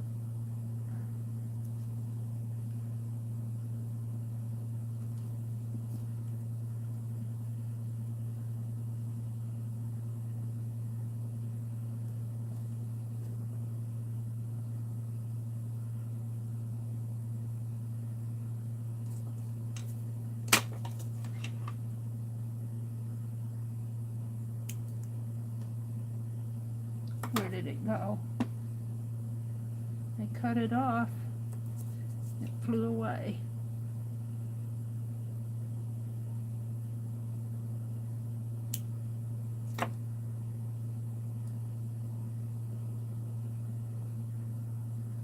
So I'm going to leave her I'm going to leave her on my desk tonight. I'm just about done here. I generally like to leave at 10 o'clock, but I've gotten into doing this, and I want to finish it. Now, I feel like I should have something on here.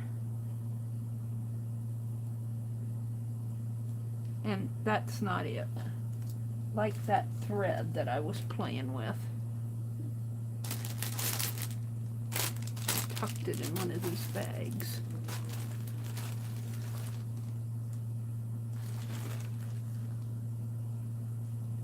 If I could just get me a nice snip of it off. Like that.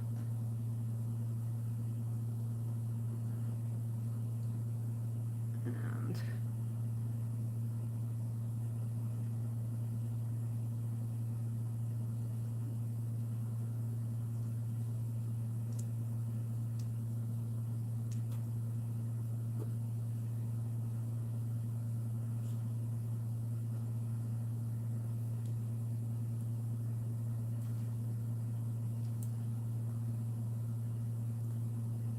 what I want is to tie a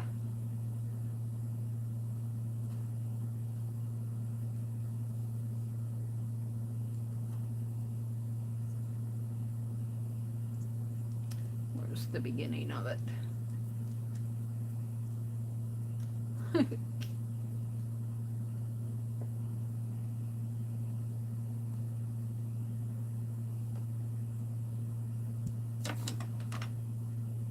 Gotta play.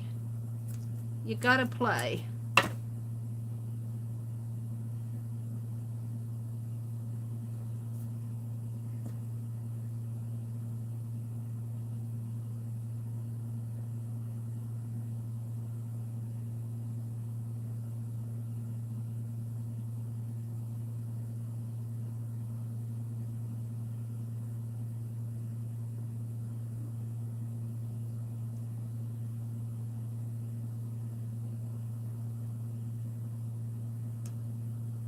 That comes from not having, only having two hands here.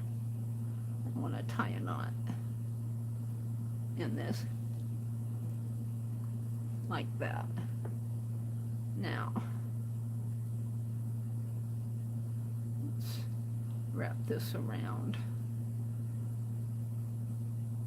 Oops.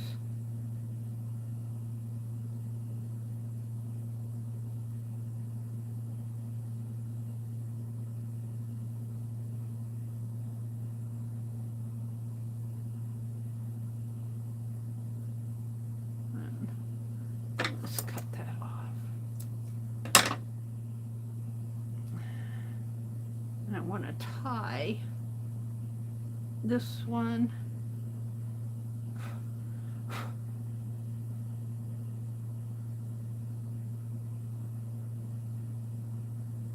I can't get a hold of it. I want to tie those two together. And it's not working. I need a clip. Hold the phone. I had a clip. Let me grab one of these little crafty clips here. Hold that for me, would you?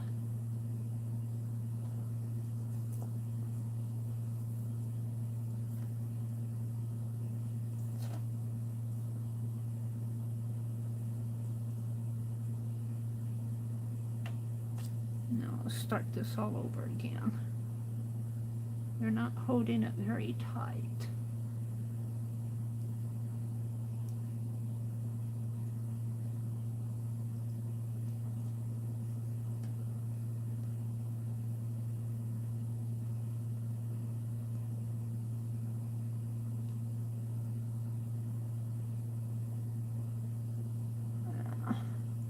I'm having trouble doing this with this thread.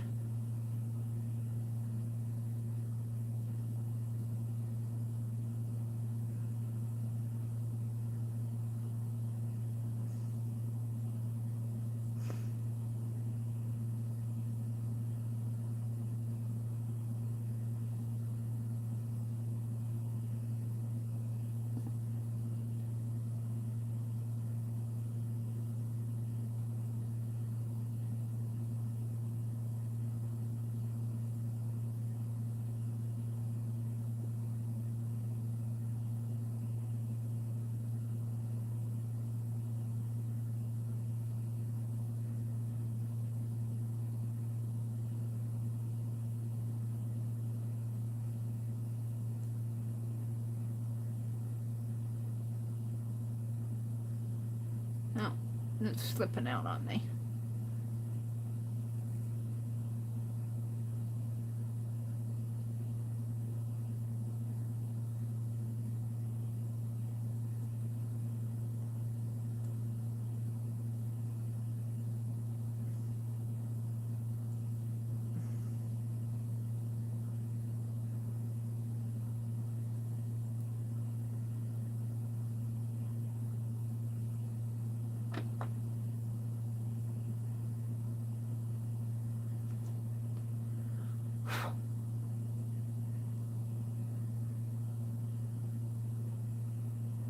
I just want that one thread.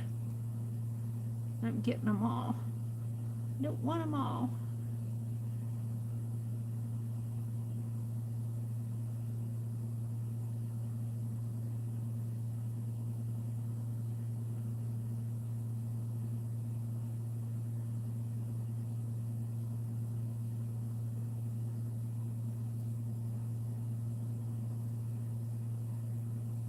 This one is being stubborn. Let me pull it out.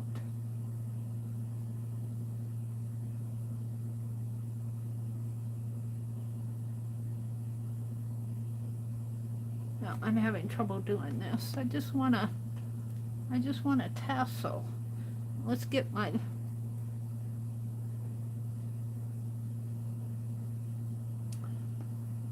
I guess I'm going to have to do a separate thread. Hold on.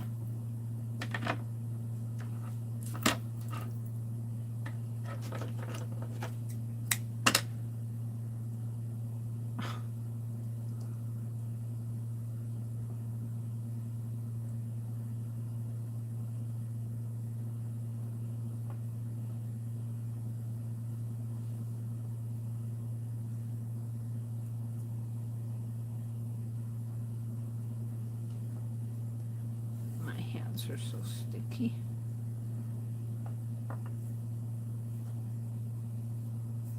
I've done this before, but it's this with this thread it's really difficult.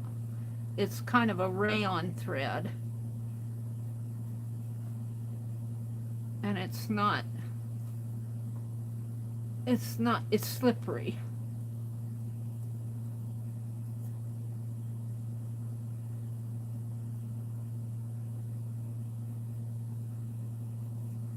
Tie.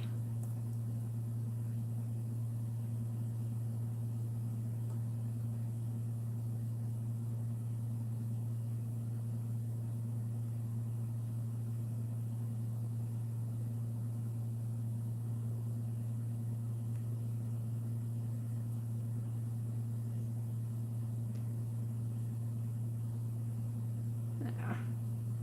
Yeah, I'm happy with that. Relatively happy. This could come down a little more. Which one is it? One of these. Which one it is?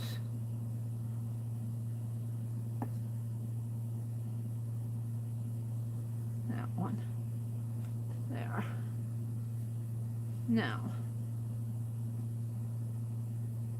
let's put it right in here. Let's trim it off a little.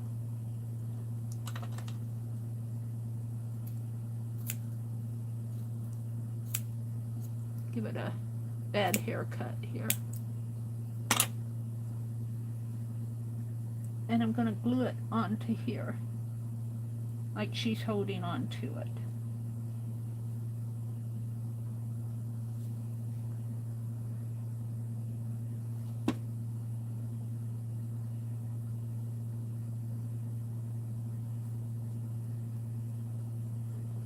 And then I want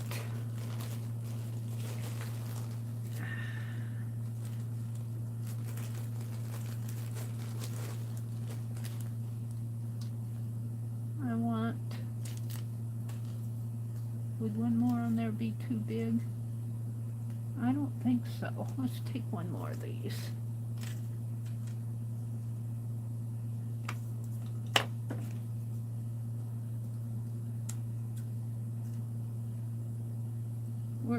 We're fancying her up here.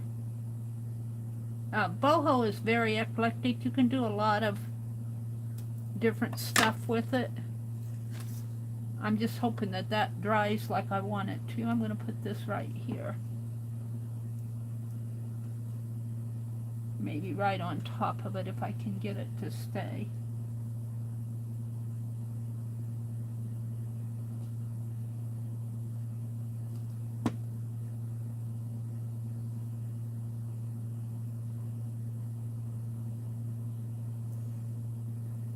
That's sticking to my finger.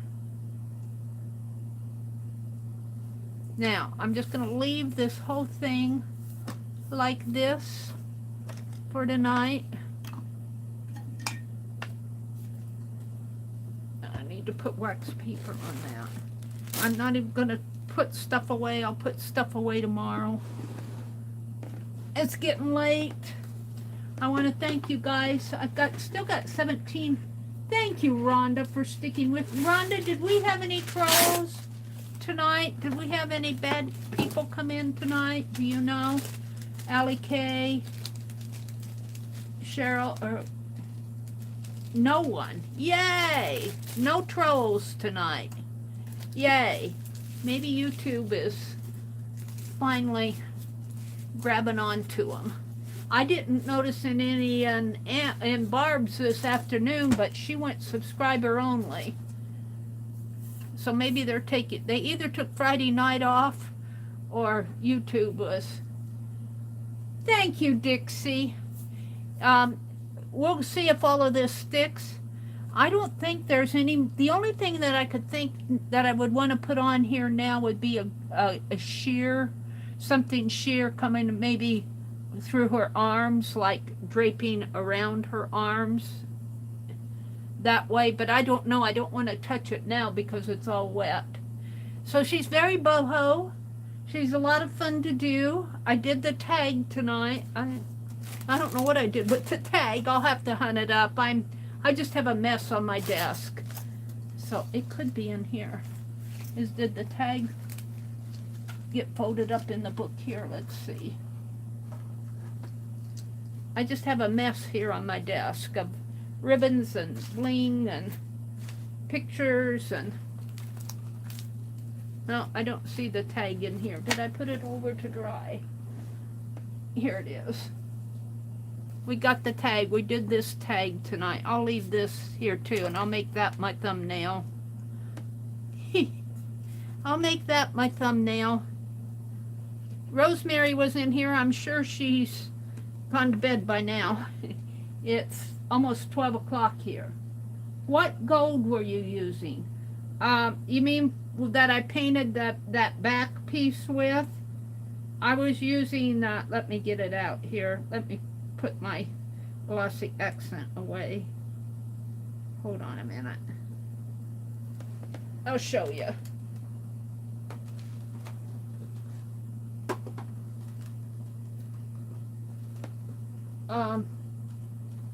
I buy this at Hobby Lobby. You can probably get it at Michael's, and this lasts me a long time. This is that Elegant Finish by Deco Art Gold. I've had this for a long, long time, and it's probably maybe a little under a half. I still haven't used it all, but I like that a lot.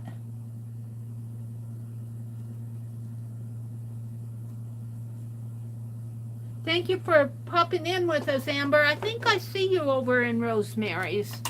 Aren't you? Are you a Rosemary follower? I either see you in Rosemary's or in Keisha's. So good night, everybody. Tomorrow is Saturday. The Magic Carol, The Magical Touch comes on at, let's see if I can move this paper. Probably pretty well glued down. She comes on tomorrow at 9 a.m. I don't know, it's kind of late. I don't know if I'll make it. And I think she's going to do some stitching tomorrow. Keisha is still on. Oh, I'll probably sneak over there. I don't know how late I'll stay because I am getting kind of tired.